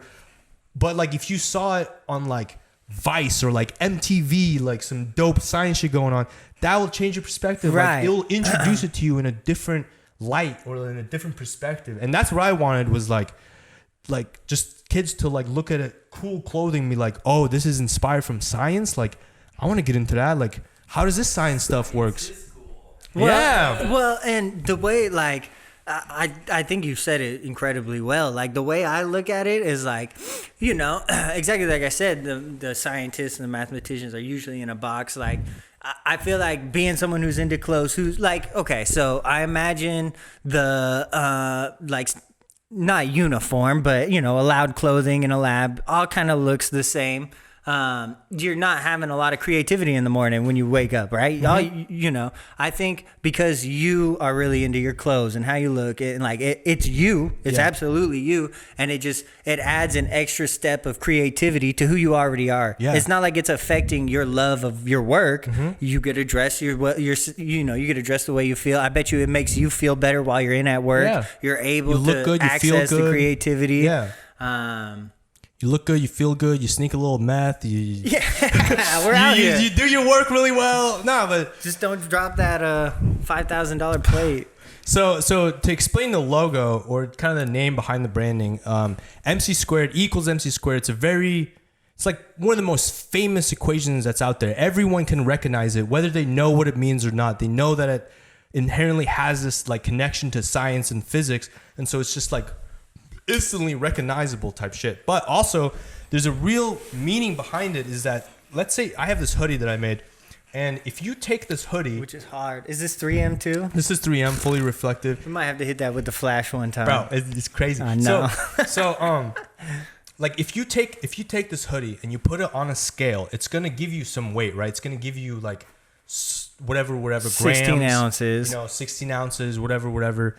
But what the equation means is if you have mass is energy, right? It's mass is like it's energy. It's super hard to explain because like a lot of people used to think like mass comes from the Bose-Einstein, some subatomic particle, whatever, and then they did experiments and they were like, what? Like mass doesn't come from this boson, Einstein, whatever particle? And then people were like, yeah, because mass is energy. Like Einstein solved this shit like a long time ago. Like, you know what I mean? So that was kind of a tangent. But basically the point is you take this clothing, whatever, pants, shirt, hoodie, you put it on a scale. It's going to give you some actual mass, like a readout, right? And what the equation is saying is that this has mass, so it has energy. So what you're doing is you're literally wearing energy. And what That's energy, sick. how energy is defined in physics is energy is the potential to do work, right? So you wear this fly ass clothing, gives you energy. It's kind of metaphysical, but it gives us this energy to like propel you in the work that you do, whatever it may be, whether it's actual science field, in the creative field, like just servicing, helping your community, whatever. Like you look fly, you look dope, you look good, feel good. It gives you this energy to, keep doing what you're doing. That's awesome, man. I love that explanation. And so that's why the E is missing. Yeah. The E is missing because the clothing is the the E. That's so fucking hard. Crazy. So that was just kind of the part with it that So when's the next restock on these guys? So the way I actually run things is everything's made to order. I do like do drops, but really like if people want a piece from me like really badly, I would just tell them like message me on my Instagram at MC squared with the number 2. Just hit me with the DM and say, hey, I like this hoodie. Can we work something out? Up. And I like to talk with the person, see what they like, see what they want to get on their hoodie, kind of make it personalized and kind of make it like a one of one type of a piece.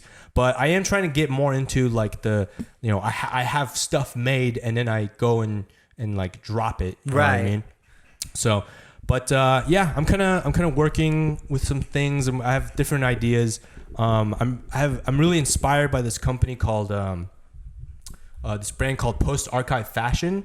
There's this Korean-based company. I'm gonna put y'all on. Like, if you don't know, go look it up. It's called Post Archive Fashion. They're doing amazing stuff with like their pieces and their clothing and stuff. But the way this brand kind of works is they have what's called left, center, and right. So usually when you think of a right, you know, it kind of brings up a very, you know, kind of conservative, kind of very not strict, but like the usual kind of a norm way of thinking, conservative way of thinking. And then when you think of the left, so those are like sculptures and stuff that they've made. It's fucking wild. And so that shirt in the middle, I've seen Virgil Abloh wear that a lot. But just really crazy designs and the what, $1,200 or something. It's like $500.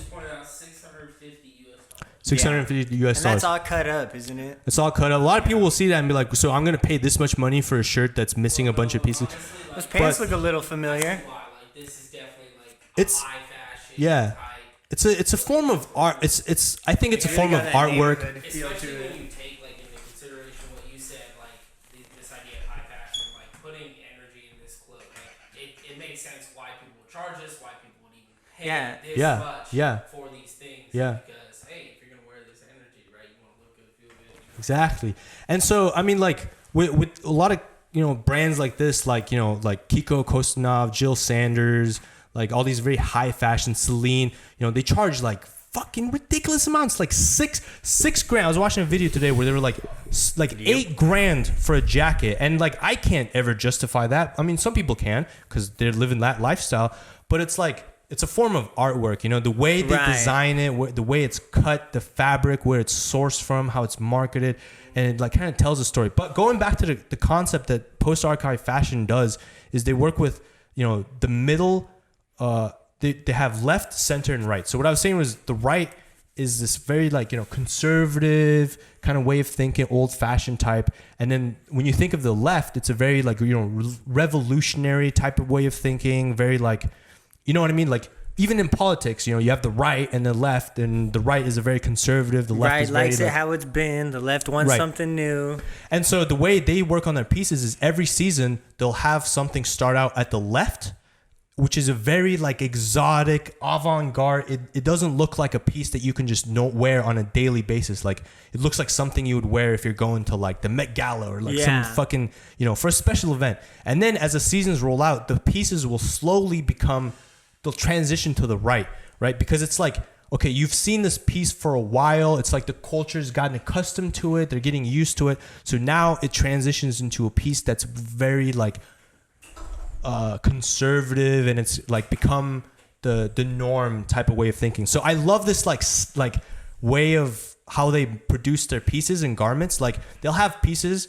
So this one is 4.0 shirt center, right? It says shirt center brown. So this is like, it's moved from this very avant-garde kind of realm to it's slowly transitioning into the realms of the very That's like insane. normative, I love the way they do that. kind of functional, like very daily base kind of a. Yeah, and I love that. It's super cool. Like I don't know if I've seen other. It's so crazy to think, like as an American, the way I've been shopping recently, like $430 for a button-up. Yeah. Which isn't. Yeah. 3 zipper pockets. Which isn't the worst price I've seen either. And American brands either too, but Yeah. still the way I've been shopping is like Old Navy type shit. Right. You know what I mean?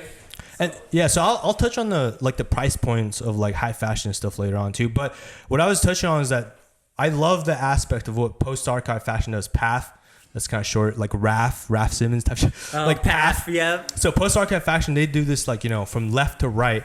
And that's something I really want to adopt into my brand. But the way I want to do it is like you go from classical mechanics and then you slowly work your way up into quantum mechanics. Right? Okay. So it's like the evolution of physics in itself, right? Like with Isaac Newton, it all started with like classical mechanics, Newtonian physics, where it's very simple kind of mechanics and stuff like that. And then as the science in the field develops, it turns into modern physics with Einstein coming up with like relativity and just like how does light and stuff like that work. And then now more into the modern era of physics, we're getting into the realms of like quantum computing and like quantum what's it called, quantum electric field, quantum dynamic field or something like that. I'm kind of blanking on the name, but it's a very specific field in physics where you're trying to bridge the world of theoretical. Yeah, so basically what all physicists want to do is they want to What's the price on that one? So this one is $810. Oh, okay. Now this is dope. Yeah. Like that's a real dope technical piece. Jacket. This is a technical jacket, yellow. Does it say polyester? Size, blah, blah, blah. So I would think that this is on the right.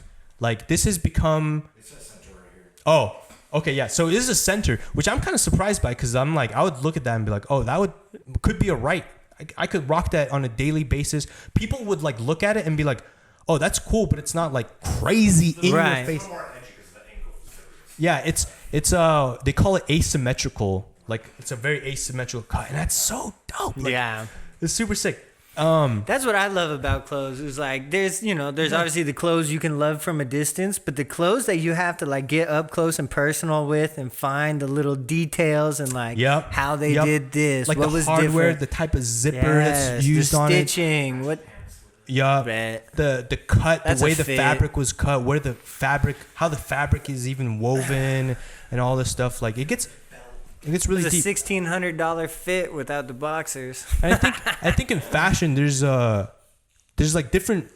Obviously, there's very like big different realms, right? There's like you had tiers, Hoodie on, for sure, where he was very much into the vintage culture and like like finding graphic tees and stuff like that. And that's another form of way to expressing yourself, right? Like you don't have to wear high fashion, super expensive shit to express yourself.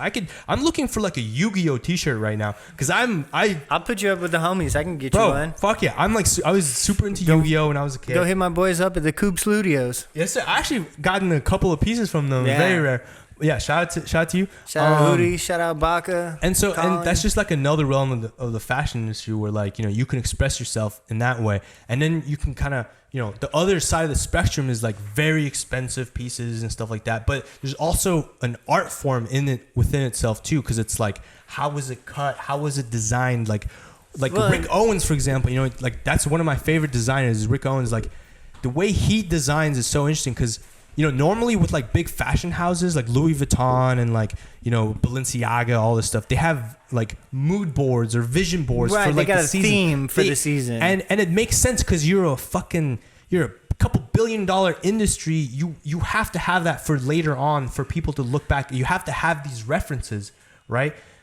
Just so that like the board of administrators can be happy or whatever. But Rick Owens, something super cool that he does is that he's right up your alley, Casey. You'll like Rick Owens. Everyone, I think every artist. Pictures of him like this dude looks fucking like. Oh, yeah, no. Rick Owens is like he's in love with himself for sure. But what the cool thing that with his designing is like every designer or every person that like kind of like invents or is creative in some way, they always have like an inspiration or like something that like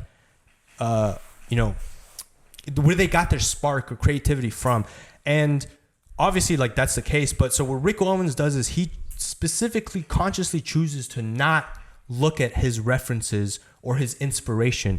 And so he doesn't have mood boards or vision boards or anything like that. And the cool thing about that is like that's like rappers listening to country so they don't accidentally pick up someone else's flow or something. Yeah, it's exactly like that. It's like not wanting your work to be too much influenced by someone else's, because it's like then it's like people love to like analyze stuff and be like, oh, I see that's a derivative. Exactly, that is a derivative of this thing. and so I love his. I find this piece contrived and yeah, and so like Rick Owens, like that's his shtick, and like it seems very original. Like obviously there's inspirations, like his Geo baskets are like kind of inspired by like Air Force One type shit. not Air Force. I keep saying Air Force One, like Air Jordan 1s type shit.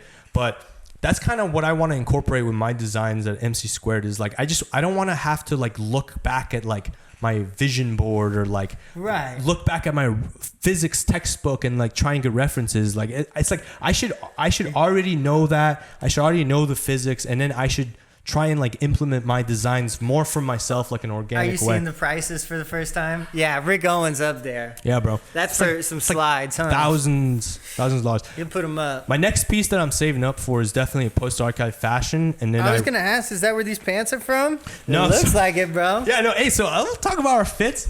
I'm wearing this shoe it's designed by Mason Mahara Yoshihiro. It's a Japanese designer.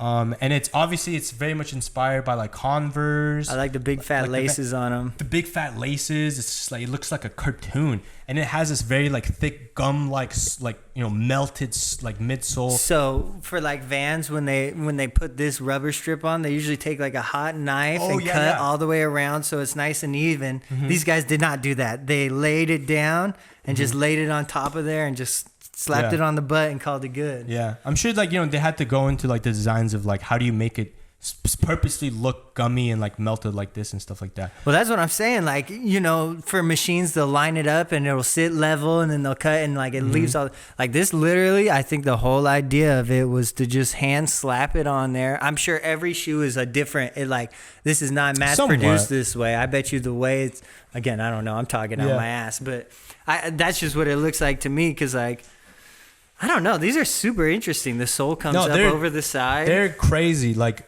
I love the silhouette. Like and the way it looks. he brought these here in a shoebox, busting them out just for you guys. Yeah. So I haven't worn these like outside. So these haven't touched like concrete or cement. They've only seen carpet. They've only seen carpet. They've only seen this carpet. Beautiful. And the reason behind that is I've been getting into making like unboxing videos and like review fit type videos and stuff like that. So I'm still kind of in the process of making one for this. Yeah, I have a YouTube channel. It has a lot of Kendama stuff. If you go back far enough in my YouTube channel, you'll see like unboxing, like review type videos. Because when I was younger, like make sure you give him a subscribe too. Yeah, for sure. Are you on Ernie the Great? I think it's just Ernie, like Ernie E maybe. Dang, is this what our suggested looks like? Yeah, just type in Ernie. Let's see what pops up with just Ernie. Ernie. Oh God. No. Okay. That's you. So type in Ernie and Kendama. K-E-N. Which I also do not want to skip over. Yep. So that's my YouTube. I remember about you from high school because we went to high school together. I thought you looked super familiar. I didn't want to say like. Yeah. I always remember you and fucking Cooper doing Kendama. Yep. At fucking lunch. Yep. Shout out Cooper. Bunch of losers. Fit check. Bro, was so hype, dude, all the time. Yeah. That's so that the Kendama wave was. Yeah.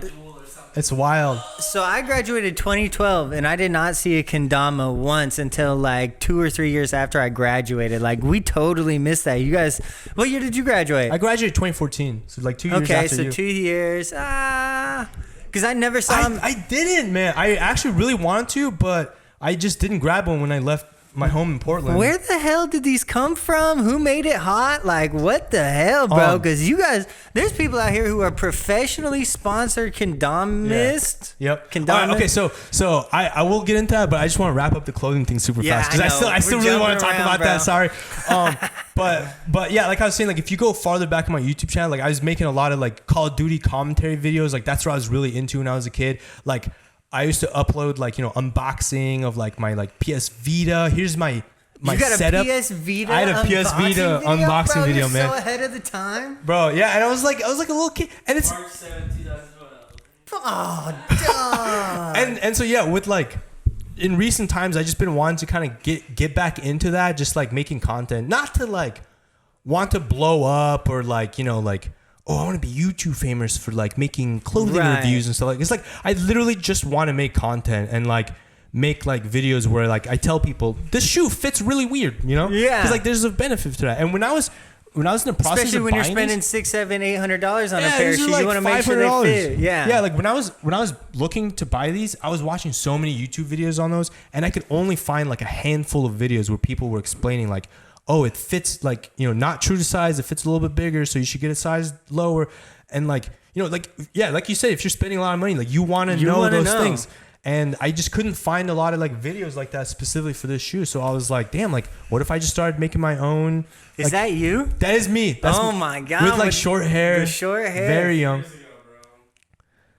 And like I was making a review on like Kendamas and stuff like that. Crazy. Dude, 18,000 views. Not too bad. You got 18K on there? 18K on there. Not too bad. Not too bad. And then these pants that I'm wearing.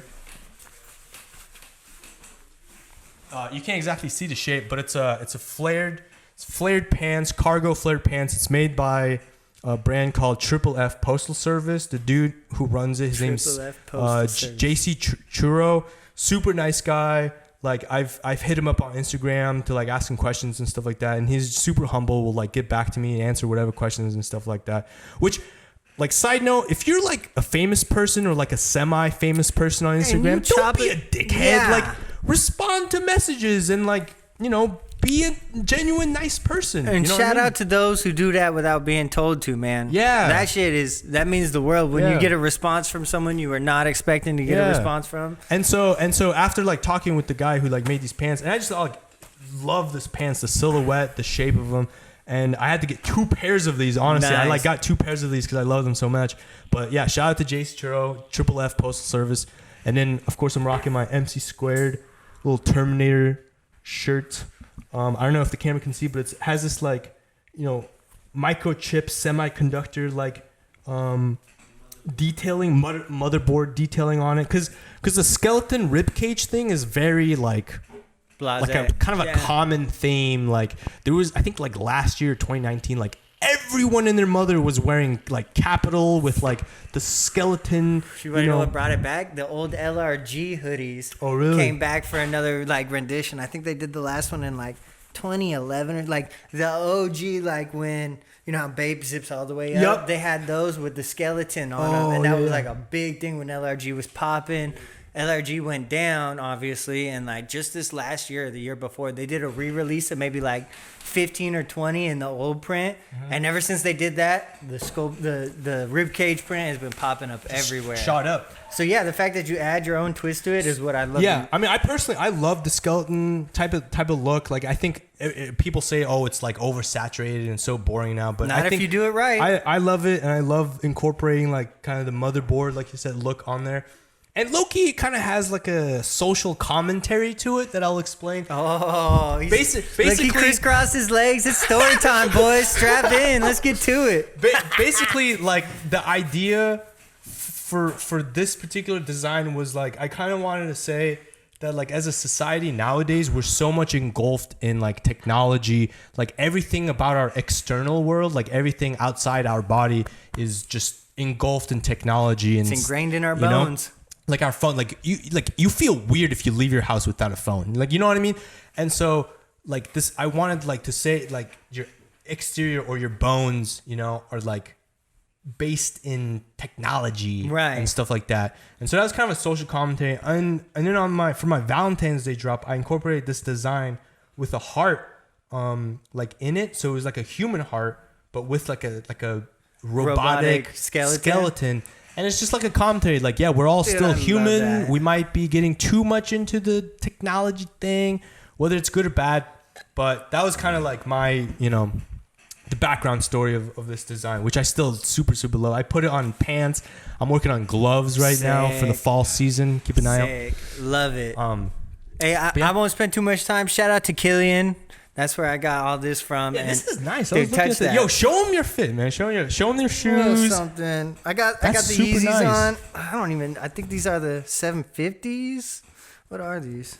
I don't even remember. Do you play basketball in those? No, I don't play basketball, period. Yeah, neither do I. But no, so these are the lifestyle ones. So they had the Quantums that were the basketball. Oh. And those, that one initial release where they very first like sent out the model and everyone was stoked off them. Those were the Yeezy Quantum basketballs. But everything else that they've released since is just strictly a lifestyle. So it's got the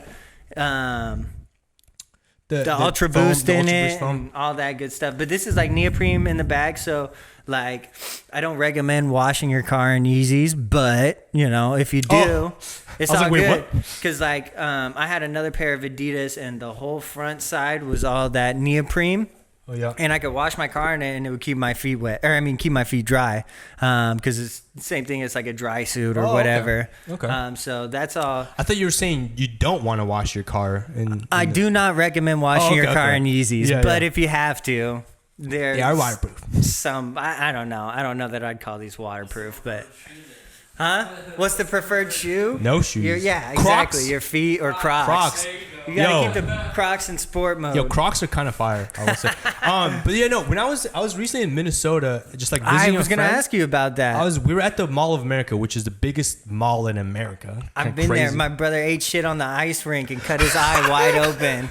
Yo, he was like, I'm never fucking ice skating again. Bro, that place is crazy. They have like roller coasters and shit in the mall. Yeah, they have a full amusement park. But yeah, so we were visiting Cullen, his girlfriend and I were visiting our buddy Cooper Eddie, my best friend Cooper Eddie. Shout out Cooper Eddie. I just said his name so many times in like a span of 30 seconds. Yeah, how much? If you want to drop a bag, we'll say your name a couple times too, Cooper. So basically we're like walking around the Mall of America, and I was looking for like some very specific pieces, like an Arc'teryx like rainproof jacket or whatever, because we're in the Pacific Northwest. I don't have a good rainproof jacket or whatever. Anyways, we walk into this like sneaker store. I'm thinking, oh, it's just another sneaker store, whatever. I literally one step in, and my eyes instantly goes to this glass casing where they had the Quantum Leap, the orange Quantum Leaps that had just recently dropped, and I was like, what the fuck, like. I thought these were supposed to drop in like 2 days, like May 25th or something like that. And I was just so blown away. I was like, this is so weird. Like, why is it here? And I'm like standing over it, telling Cullen about it. And I'm geeking out. And one of the store, like, you know, people that work there, she's like, what size? And I'm like nervous. I'm like kind of intimidated. I'm like, what? And she's like, what size? I'm like, what do you mean? Like, you guys have them? And she's like, yeah, we have them. They dropped today. Oh, literally dropped today. And I was like, that explains the long line that was out front. And I was like, size 9? I was like, can I try it on? And they're like, no, you can't try it on. You have to pull the trigger on the size that you want. And I'm just like, all right, I guess bigger might be better. I'm like, size 9. No. And they like literally brought it out, and I was just so blown away. I was like, have you tried them on yet? I didn't try them on. Unfortunately. At that time, but I was literally standing in line to like pay for them, and the dude who like went and like got the shoe and brought it back, he was like, all right, bro, like I'm gonna give you this one favor. I'm gonna let you try them on just so you get the right size. Oh, I'm sick. like, oh, yep, fuck yeah, fire. So I'm like slipping them on, and I'm like, oh, yep, these are perfect. Size 9 fits like a glove. And I look up, and there's like 2 other store associates like standing by me, and they're like, so why are you buying these? I'm like, what? They're like, what do you like about these shoes? Like, what do you see in these shoes? And I'm like, and I literally had to go like full instant mode, and I was like, oh, I love the silhouette, like I love the color, I love how Let's it have looks. a quick conversation. And I was like, I think the black part, like this back, like the back, yeah, you know, heel part that's black. 3M. I think that creates a really like seamless transition from pants to shoe, and it's just like has this dope like silhouette. And then, you know, the store associates around me were like, oh, so like, oh, you're yeah, so you genuinely, you actually like this. And the store associate who actually brought the shoe out to me was like, yeah, bro, like it takes a different type of mind to like appreciate these shoes, huh? And he's like, I can tell like you fuck with these shoes. And it's like, I fuck with these shoes too, man. I'm like, I'm glad you got it. And the other store associates like, man, I don't get it, man. I think they look so weird. But I was so stoked to have me a pair of those. I haven't worn them out yet. Just because I want to make that like unboxing review type video. Please do, because I found, so these are 11. I wear 11, and they are like a half size too big for me. I would recommend going down a half size. But let me go on a quick rant here, real quick. If you run a store, like a shoe store. I never ran a shoe store, but I used to work at a board game store at the mall. Okay, and I have been left alone to like run it by myself. If you get a stock of an item, no matter how coveted it is by everyone else, fucking sell the item and shut up. You got your own deal going on. Don't worry what the fuck I'm doing with it after I buy it. I gave you my money for the pair of sneakers that it costs. What I do with it when I leave your store does not matter. Don't ask me what I'm doing with my shoes. Fuck you. Sell me it. I hate that shit. Oh. I've been seeing Target. Target no longer sells Yu-Gi-Oh cards and Pokemon cards or anything like some What? of the select ones due to resellers. People are coming in and clearing out the shelves. That's what it is. They don't want That's people so reselling. weird. I feel like Harry Potter shit too. Really? There's Oh, I thought this was America. That's crazy. I would think. collectible Harry I would think if It's a fucking open market. What Yeah. if I can If get my I'm- hands on something that somebody else can't, and he's willing to pay more for it than what I paid for it? This is America, and I can sell him to him. Yeah. What I do, and I don't. Excuse me. Yeah, I don't understand either. If I was Target, I would want to sell Your as shit's much sold stuff. out. I don't give a fuck if it's getting. fuck, are you gonna resell it to the public? Because then that's just retail. So shut the fuck up, play Yeah. your part, and sell me my shit, you assholes. You can tell he's very heated about this. Who I've had hurt this you, man? The conversation Target before. hurt you. That's the what Target hurt you. Dude, you want some Yu-Gi-Oh I've been- cards? We can go get some Yu-Gi-Oh cards. I've been but- questioning on the same shit, and I'm like, who the fuck are you? Like, Yeah. my boss doesn't even get these kind of answers out of me. Why you fuck? It's the workers who want to do what you're doing, but they're too busy working. So they don't have time to be in the shop. Scalpers, it's like these It- graphics cards that people are buying. It's now. exactly. It's the same thing. The customers get irritated because if you do want something, like, okay, say you want one of these graphic cards you're talking about, because I know exactly what you're talking about. It's like an $800 graphic cards, and they go for $2,500 online. You can't get them because people are waiting in the store to get them. People are probably So- like using them to like mine for coins and stuff like that, Yeah, right? You they can are. use graphics cards for that. And Yeah. so I can see how it's unfair for the average everyday customer. But unfortunately, you just got to get better. I know when the shit is dropping. I was like, I know what time Just to. get better. I don't got no inside connects at Target. Like, that's just what. Yeah, that is pretty crazy. Yeah, no, I'll Because that's say, exactly why they were asking you. They weren't gonna they were gonna give you a hassle Oh, if you they- wanted to try yeah, and yeah. get more than one They pair or thought I was something. trying to- 'cause yeah. that's what people do. But Yeah. you know, I Well, first of all, if a person goes into a sneaker store and they're like, "Can I get a size 9?" Like, that's probably not the most resellable size shoe. You know what I mean? Like size 11, 10. Those are probably Nine's resell a the lot mark. easier or something like that. But yeah, no, like just mind your own business. fuck you, sell your shit, your you know? store. Let me buy it, you sell it. Yeah. This worked for a while now. Let's keep it that way. Exactly. So transitioning into the kendama. Yeah. The kendama part. Who got you hip to it? Who's running the game now? What's next? So I first got introduced to kendama junior year of high school. So like junior year, yeah, like sophomore year, I dropped one of my electives. I was taking orchestra. I dropped one of my electives so I could take an extra science class. So fucking nerdy. Nerd. I was taking biology and chemistry at the same time, just so I could like take AP chemistry. You're at Wilson? Yeah, I'm at Wilson. Who's your teacher? Miss Guns for biology? Miss Guns for biology, and then I had. I got a story I don't know I can tell, Rich- but Yeah, no, let's save those. Let's save Yeah. those for later. We love teachers. I fuck with teachers. My mom's a teacher, you know what I mean? So I gotta do mad her respect. husband actually ended up Damn, working we'll at just the go. same post office I did, so I got to tell him about all the trouble his wife got me in. Oh my god. But yeah, so like sophomore, junior year, I'm sitting in chemistry class, and this guy Noah Leonard, he walks in, and he was like, you know, he played lacrosse at like stadium type shit, whatever. He's like that type of kid, and he walked into class with a kendama, and he was like playing with it in class, and I was like, that's the dumbest fucking thing I've ever seen. Like, fucking sit down and like learn video your is fucking. hilarious. Yeah, this is so fucking fun. He helped you rip your shirt off. That's my. I couldn't do it. I didn't have the upper body strength to do it. That's my buddy Reed Stark. He's a professional BMX rider. Shout out, you scared stiff. But anyways, yeah. So like, I'm sitting in class. I'm like, God, this is so fucking stupid. Like, that's so annoying. Like, just sit in class, learn your shit, move on, blah blah blah. But then later on, I was like, all right, let me try it. And I was trying it. I was like, oh, this is kind of fucking dope. And then my best friend Cooper Eddie, he got one. And the same day he got one, I was like, yo, I have to go get one. Yeah. And so this Peer is like pressure. Not even peer pressure. I was like, I want to do this with my friends. I don't want to be left out. You know, it's like you see all your friends like playing basketball or something, and you're like, oh man, I'm not really good at basketball, but I'm still gonna go and like play with them because like they're my friends. You know, I want to hang out with my friends. It's like kind of that mentality. And so he got one that day, and I was like, I have to get one. And so I ran off to one of the seniors that I knew, and I bought a used kendama that was like super beat up, like just super shitty, like just disgusting. There's like sweat on it, and I didn't even pay like less than retail. I paid like $35 for this used kendama. Just because I love wanted high school to, jugs. bro. I just literally want to have it right then and there in that moment. Like I didn't even want to pay for shipping, none of that bullshit. And so I literally got it, and I was just like jamming my bud Coop. And ever since then, it just like kind of just. So he's the one who went professional, right? He's the one that went professional. I was sponsored for a little bit, and then the company went under, and then so I wasn't sponsored anymore.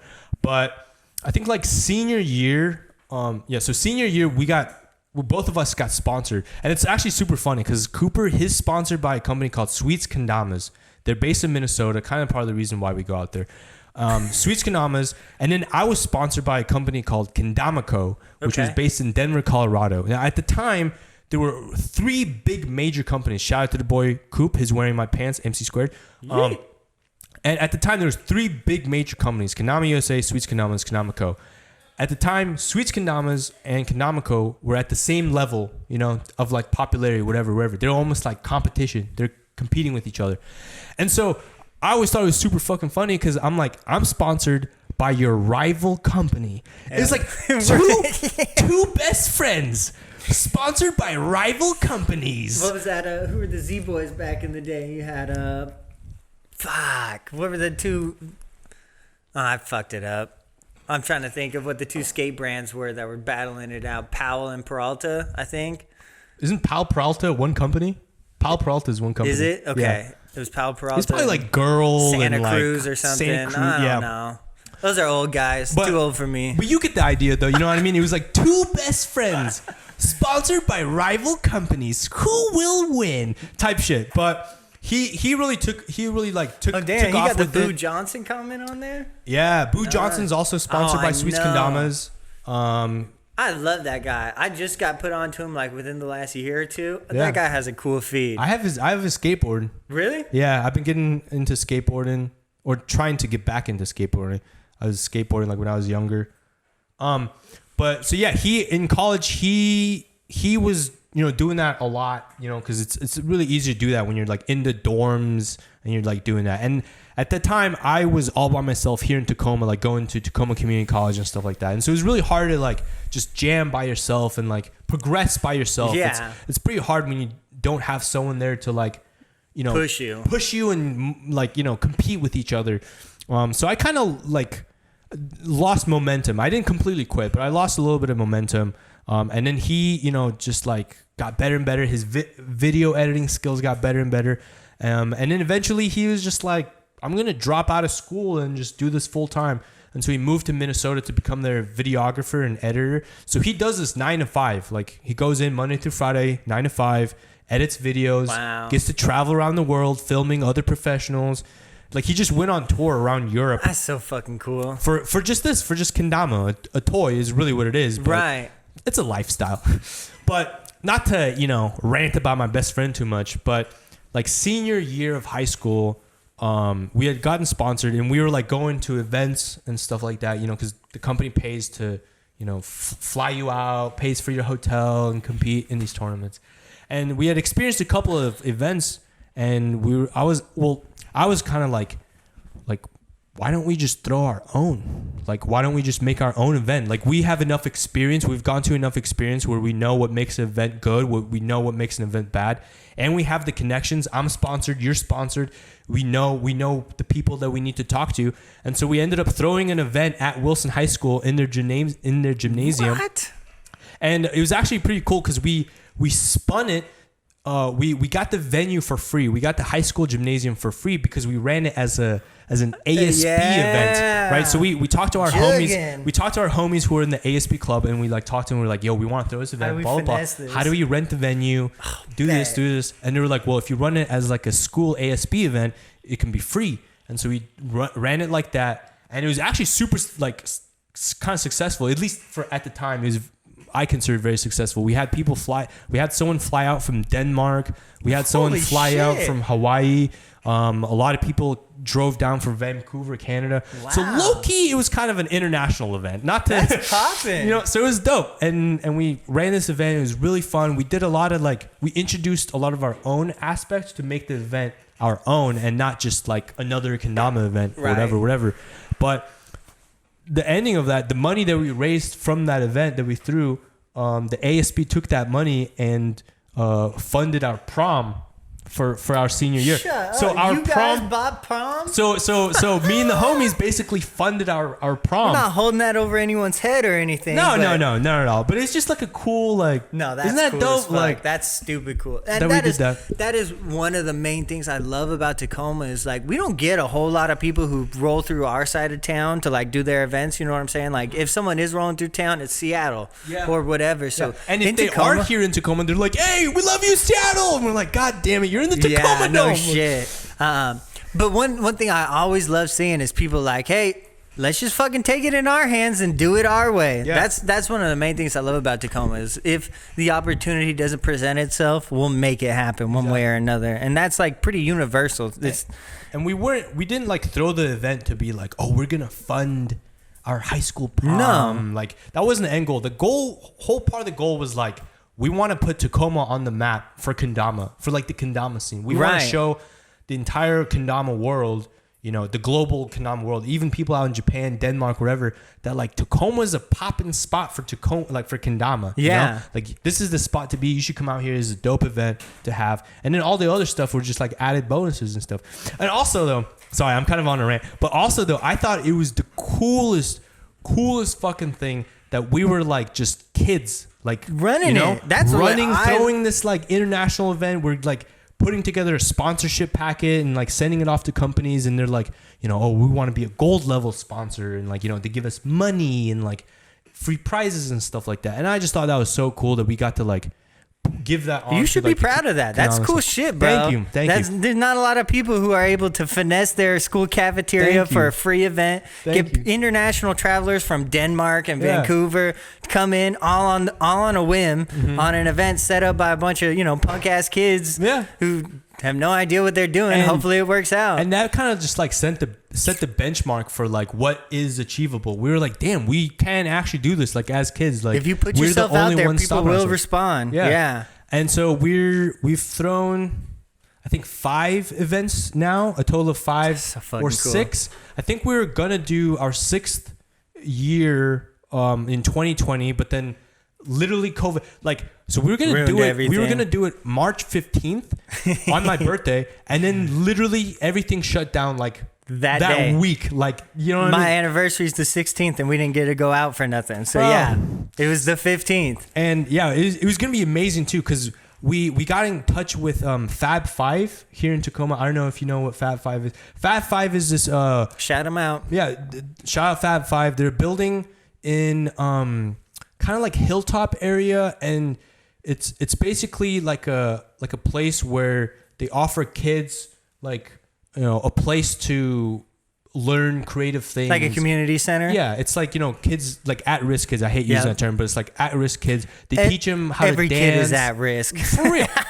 Let's For real. be real. Deadass. Let's be real. The kids are watching these Netflix shows where they're sniffing meth. They're like lab It's in people your are bones, sniffing bro. meth. Anyways, Licking the standard. Fab 5, they create these opportunities where they can teach kids, you know, how to dance, how to, you know, write poetry, how to even make clothing. They teach kids how to like screen print and stuff like that. Sick. They even have a studio in their building too. It's like an old bank, and they turn the safe. Can you pull those guys up on Instagram, maybe? Fab I'd like 5. to tap in with them. They're amazing people. They do. I don't know how they're doing. FAB5? FAB 5, like the Netflix show. But yeah, they were doing amazing stuff. And so me and my boys, we got together with the money that we got from the sponsors, and we decided to build them a stage. Yeah, Fab 5 Northwest. Yeah. You scroll down a little bit. Excuse me. And so we saw the venue, we saw their place, and we were like, The Fabitat. you know, That's hard. It seems like you guys like need a stage, you know, because they do like dance performances and like just events and stuff like that. But we noticed that they didn't have a stage or like a platform like that, and so we were like, me and the boys will build you a stage if you guys fucking cool. Let us use your venue for a Saturday where we can have kids come in and we do kendama and we play kendama, and you guys keep the stage. That's for you guys to have, and you guys do whatever. Oh shit, that's Umi's wife right there. And we built a stage where like it was like in different sections, so it was like a kind of a size like this, maybe a little bit bigger, but you can put them together and build this like big stage platform. But then you can connect them or disassemble them. You can disassemble them. That's so fucking cool. So shout out to my boy Cullen Daniels. He's a carpenter. He's super skilled. Oh, is he put it together? Dude, he helped with. That's the next guy I want to have in here. I love that guy. I don't know why. Like I didn't know him as like a friend, but I knew him as like the Taco Bell guy, and he would plug it up. Bro, he was always in there playing with this kid. You know him as a Taco Bell guy? Bro. That is so funny. If you ask him, that's how I know Cullen is the Taco Bell we guy. all worked at that Taco Bell. Shut up, bro. All of our friends. I just rode through there like a month or two ago, and like the manager dude who's been working there for 25, 30 years. Yes, bro. He's like, hey, dog, I haven't seen you in like 3 years, and I'm like, holy fuck, dude, you are tapped in. You might need a spot on the podcast. Yeah, man, get Cullen. He's a wild dude. He loves I want to talk about like Bell. Club Crescendo. We're gonna get stuck on another tangent, but I want to talk about Club Crescendo and everything they got on. The whole group you guys got going on is super fascinating. Talented. I want to talk people, to like Edgar Valentine for the glass blowing and Netflix and all that stuff. Like we got boy Caesar. He's also making music. He just put out that video. That beat video he put was hard as fuck. He took that sample and he cut up the whole video and everything. Yep. Yeah. There's a lot of fucking talent in the city. I'll also recommend my homie, I always butcher his name, Kawabi with the Peace Bus. Do you know what I'm talking about? Dude, that's so. Kawabi, did you post something about it? I did, yeah. Okay, cool. Because as soon as you posted that, I ran into him while I'm on my routes and said what's up. But as soon as you posted that, I was like, oh, I need to. He's like doing like political runs and stuff right now. Things. He has a children's show. So I just started following him on the podcast page. We're gonna reach out to him and see if he'll do a spot. Stuff, man. Yeah, that guy inspires the. Oh, beautiful. Okay, cool. Yeah, we're gonna try and get him in here for sure. I just got goosebumps talking about that. He's doing like such inspirational work, man. Like his thing is just like promoting peace, and stuff like that. Which is honestly like that's the right message. The Peace Bus on Instagram. Because that guy, he's doing big things for the city. I actually met him in the gym. Oh, Believe really? it or not, at the YMCA, we're like, we're working out, getting big, bulk. We're like the super chatty, beefcake. Like, oh, bro, like pass me my pre-workout, bro. Like, just super chatty. And I thought, he was like, oh, just like another Chad, another gym rat. And I'm like talking to him, blah, blah. And I'm like, damn, he's actually like genuinely a really, really good person. Like very driven. Is about his shit. Like that's on him talking with Derek Kilmer, who's our state representative. Yep. I think he even drove down to the border to like give out socks. That's so fucking to people. Cool. Yeah, amazing stuff. And so he inspired me to take my kendama events that I was doing and like kind of put like kind of give it more a deeper meaning to the events. Have your event, have fun, but have it mean something. Yeah, have it do something. Yeah, and so we started giving back to the community where we tried to do get food donations, and then we would donate that to the foster home, and then we just like try and raise money for people. We also did a back to school event where we just raised school supplies, and we just raised money, and I honestly literally anyone can do like a back to school drive. You just make an event, a little barbecue. That's what we did. We had a little barbecue. We had some kendamas, little prizes to give away or whatever. And we just had people show up, buy a burger. We take the money, go to a dollar store, and you buy a bunch of school supplies from the dollar store. And that's so much stuff you can get from the dollar store for for the kids out there. And especially with COVID and stuff like that going on. Like, I don't know how that definitely changes up. Like, I don't know how much school supplies and stuff like that they need. They probably need internet bandwidth more than they need school supplies at this point. But that was just like my thing was like I want, because it's so easy to get a group of people together and like dick around and play with a toy and do this whatever. But then to actually kind of have that there's almost no point to having people hang out and just play kendama. Like, I mean, it's cool. Like, it's fun. It's you're connecting with people and that. But like in the grand scheme of things, in the bigger picture, you're not really like giving back. You're not really like helping people. Right. It's only fun for you. You're the one who threw the event. You got your buddies I mean, it's there. Fun for like. I hope it's fun for the people. Of course, there. like, but you can still do the same thing. Your event, have your buddies come do the same thing, but ultimately it benefits someone else, which just adds that extra layer of like, of course this was the right thing to do. We should have been out here playing and having fun and making money for other people. Yeah. So I say to the viewers out there, if you guys are doing anything kind of dope, creative, just go the extra mile and try and put a creative spin on it where you can give back to the community or just give back to anybody. You know what I mean? I want to shout out Koth, Koth, King of the Hill, up in Seattle. He's an artist. He over the winter time, I was talking with him. I've never really been like, I don't want to say I'm not generous. Like, I'm a generous person, but I've never gone out of my way to help the less fortunate or anything like that. Like, I got my own shit going on. I'm Weird usually flex. Yeah. Okay, I'm fucking with you. But I was talking with him, and he did the same thing. He did like a full like back to school drive and all that stuff, and it inspired the fuck out of me. And I'm like, okay, like that's definitely something I can start looking into. Cause is this your homie? Yeah, this is. Oh wow. I hope he's my homie one day. But he's an artist out of Seattle who is just kicking shit right now. If you go up, he just put out a mixtape. DB with boom boom boom boom boom boom right there with Tayshawn. Is that right? Dude, this shit is wavy as fuck. You should check this out on your way home. He's got is that like Arabic writing? I think that's an in the blue, and then I think it's DB, which is the album of the title. So he teamed up with this guy Tayshawn, and they go under Hell of a State, I think is the rap group name for the album. But the DB album shit is hard. Fuck yeah. I've been fucking with this guy like 6 to 8 months or so, and there's some real talent out there. Fuck yeah. Yeah, no, this is dope. I love like how you're just like kind of connecting people with each other. Like your last episode, I was watching I forgot his name, but 253 Souls. Tyler? Bro. Yeah. That was such a good episode, dude, bro. That was like, and that was literally our first episode. Really? Dude, but you released it as a third one? Yeah,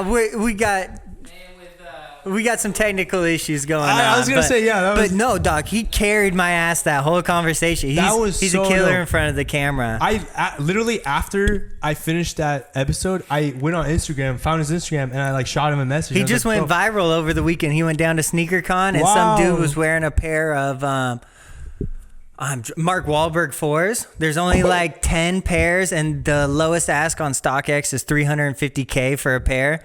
So he made a video like, yo, this guy's wearing $350,000 Jordans, and it went viral. Yeah, wow. It went viral. Wow. Yeah. Shout out to your guys' conversation about that was so good. I was so surprised that you guys touched on like the Warren Lotus topic and again, like that was our first episode. It's like 2 months late, so we're like, guys, we're trying to, we're getting everything. Just bear with us. We're getting our legs under us. Still, we got one major component we're waiting on.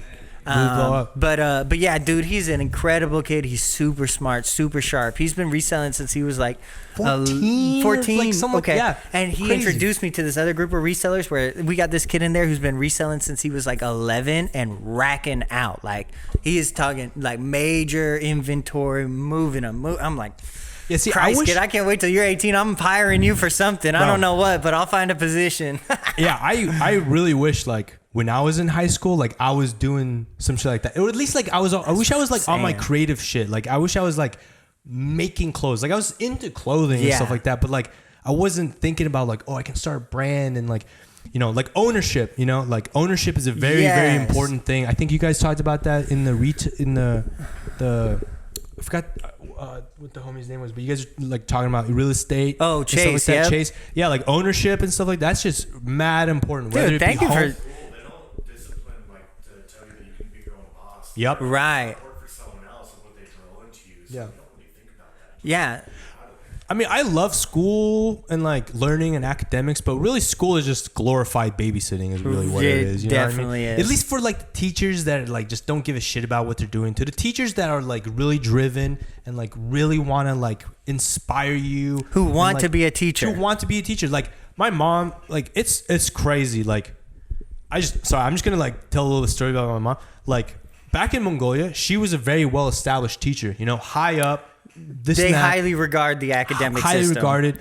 And then when our family moved to America, all that was gone. I meant to ask, it didn't transfer well, did it? It does not transfer over. If you're an international teacher from another country, that's why you get so many doctors and all this stuff who become janitors here. Yeah, if you want to become a teacher here, you literally have to go through schooling the whole process of becoming a teacher. And so I have so much respect for my mom and dad because they had a very well established life there, but they kind of like took a risk, sacrificed that to bring us here and give us this opportunity. But for you, for me and my brother. And then not only that, but they literally worked their way up again from the bottom. Like my mom, when we moved from Miami to here, Washington, we first lived in Shoreline, not Tacoma, but Shoreline, Washington, kind of like by Seattle. And she just had a job as a daycare person, like just watching little infants. And like, that's so crazy to go from being a top instructor to knowing, like having a master's degree and like knowing your shit about physics, and then just willingly kind of giving that up, starting from the bottom and having to take care of someone else's kid, cleaning up their puke. And immigrants do not get enough respect. I have the utmost respect for immigrants. And she like literally went through that whole process again, showed that she can teach. She had to take like an English proficiency exam too, to show that she can speak well enough English where you can teach someone. Yep. And come fast forward to 2021, I almost said 2020. 2021, she's a AP Physics and AP Chemistry teacher at Stadium High School. Congratulations. Crazy. You go. Yeah. You go. Mad inspiration. Like I wish I had like half my parents' work ethic. You know what I mean? Like, right. It's crazy. Well, you're only 20. You're only 25, but there's lots of time left. I'm just trying to make my parents proud. Right. The moment my parents are like, you're doing some dope shit. Like, we recognize you're doing cool shit. I'm like, all right, cool. That's all that matters. Because me and you both, brother. I think the way my parents see like my brand and stuff like that is like, they're like, oh, that's cute. Yeah. Like, oh, that's cute. Yeah. You're making clothes. They never like, had the chance to do cute. that though. Yeah. Like, they're like, fucking get your master's degree, get that full-time job first, and like it's totally fine. Like in an interview, Virgil Abloh was talking about how like he's also kind of an immigrant. I think his dad was like a master's degree engineer guy, and he came to America because he wanted his kids to become engineers. And so Virgil Abloh said, I will become an engineer. I will get my master's degree for you, for my dad. You did this for me. You worked so hard to get me here. I will fulfill that dream for you. And he has a master's degree. Virgil Abloh has a master's degree in like architecture or some shit like that. Props to him. And then now he's gone off and does his own shit. So like that's kind of the thing for me is like I do want to become a fulfilled scientist, engineer for myself first, but also for my parents to like, because of all their hard work and stuff that they've done, but then also like do my cool dope shit. Right. Well, and just to circle back for a second, that is one of the things like I really appreciate about you and like your journey is I always looked at myself as like a numbers guy. I was never creative, never drew, sang, none of that, like never even tried. I was good with numbers. Mm-hmm. I knew where I fit in. And so that's what I was always like. What's that? Is that left brain or?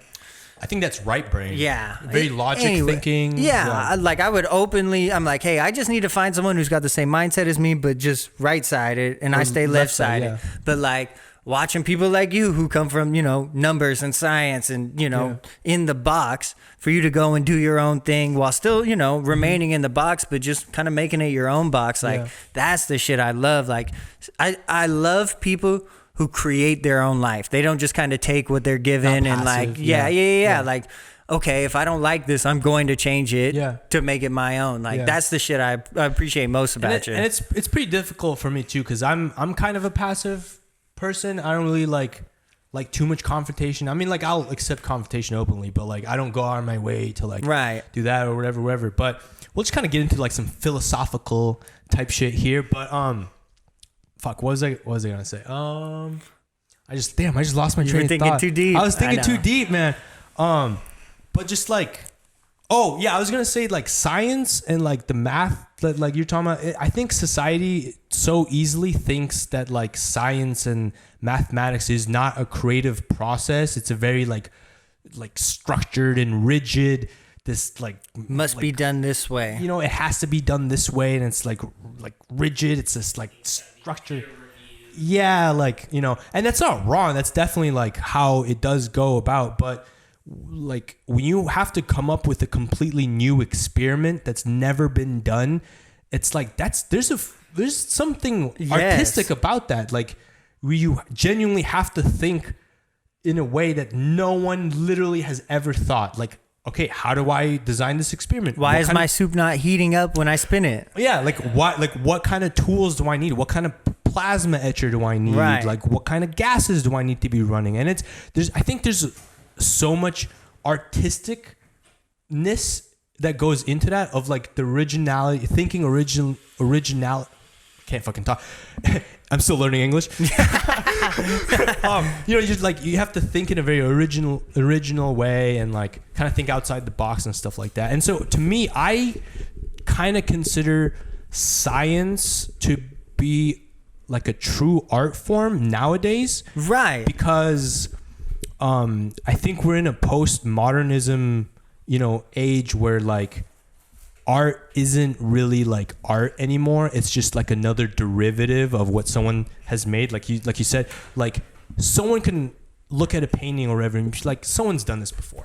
Like even clothing is very much like a derivative. Like it's very hard to do something for the first time. Yeah. Like I was like, take this for example. I was so proud of myself because I was like, oh wow, like I personally have never seen. So I just held your hand. It's all good, bro. I was like, wow, like this is so like new. Like I personally have never seen anything like this before, and like this is like original and blah blah blah whatever. And then I'm scrolling through Instagram and I'm looking at one of my other favorite designers, Alexander McQueen, and at one of his runway shows, he literally incorporated this motherboard like electronic type shit into his clothing, if not way fucking better than I have. And I was just sitting there, I'm like, chalk that up to great minds think alike. Like it's just, I guess it's just another derivative. Name of the game. Yeah, like you said, it could just be, you know, great minds think alike. Right. But yeah, there's this whole thing about like the postmodern age. Like, is anything really original anymore, or is it just another derivative of like another thing?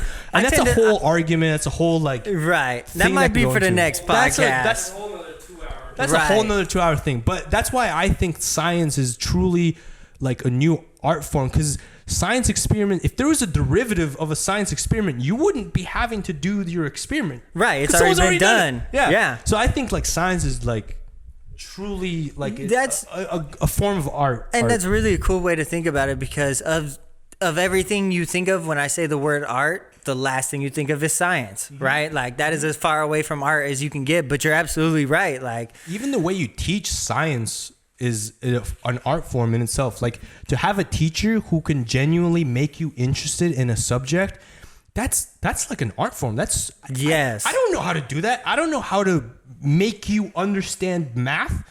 Like not only explain it, but make you be interested in learning. Yeah. And my mom, she comes up to me. I don't know if I'm like talking too much about my mom. You and your mom, man. No, I love my mom. It sounds like she did a pretty good job. She like tells me about her past students who's graduated and stuff, and they'll come back to her and say, you know, you inspired me to go into physics. Like, and that's crazy because they're like, I never thought that I would find physics interesting. They're like high school seniors. Like, I never thought I would get into physics or science or whatever, but like you inspired me. You like sparked my curiosity in such a way that I went to college for physics, and now they're like, you know, in the industry for physics and stuff like that. And my mom, you know, she hears that and she's like, wow, like that's the juice. Fucking cool. That's what we do. That's it what for. keeps her going. You know, that's like what that's we just do like, it for. So, dog sick. I think we just did about 3 hours. I think so too. Yeah.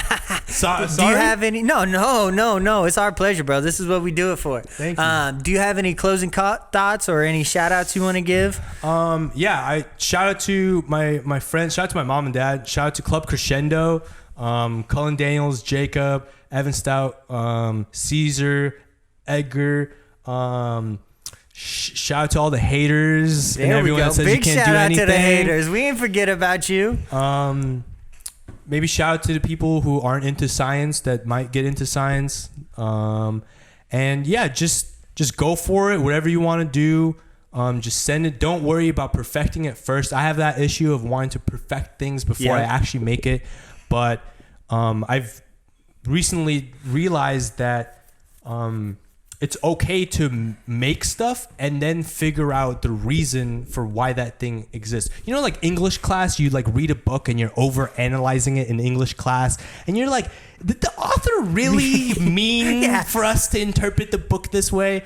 It's like, and I was like so against that. I was just like, that's so stupid. Like, we should just interpret the art the way the artist wanted you to interpret it. But I don't think that's really true anymore. I think that, you know, obviously people are going to listen to this and be like, they're so stupid. Like, obviously that's how art works. But like, if you're an artist, don't worry about perfecting it. Don't worry about like figuring out the meaning and stuff like that first. Just send it, make it, and then, you know, figure out the meaning or the beauty of it like afterwards, you know? There's nothing wrong with that. Make a mess and clean it up later. Exactly. That's what I was always taught. Oh, and don't do meth if you work at like a lab. Do meth. That's the best meth you'll ever try. Just keep it in manageable amounts. Don't get caught. Yeah, don't get caught. Yeah, that's how we sign off. Get in trouble, just don't get caught. Beautiful. All right, this has been Tac'd In with Spencer P. We had Ernie the Great on. Brother, it was a pleasure. Thank you very much. I'll shake your hand with my right hand. I realized that. Yeah, I deeply enjoyed this, man. No, Thank you are very welcome much for back having me. anytime you want an episode. If you need something, you need a promo or whatever, let us know and we'll get you back in here. Beautiful. That's a wrap. That's a wrap.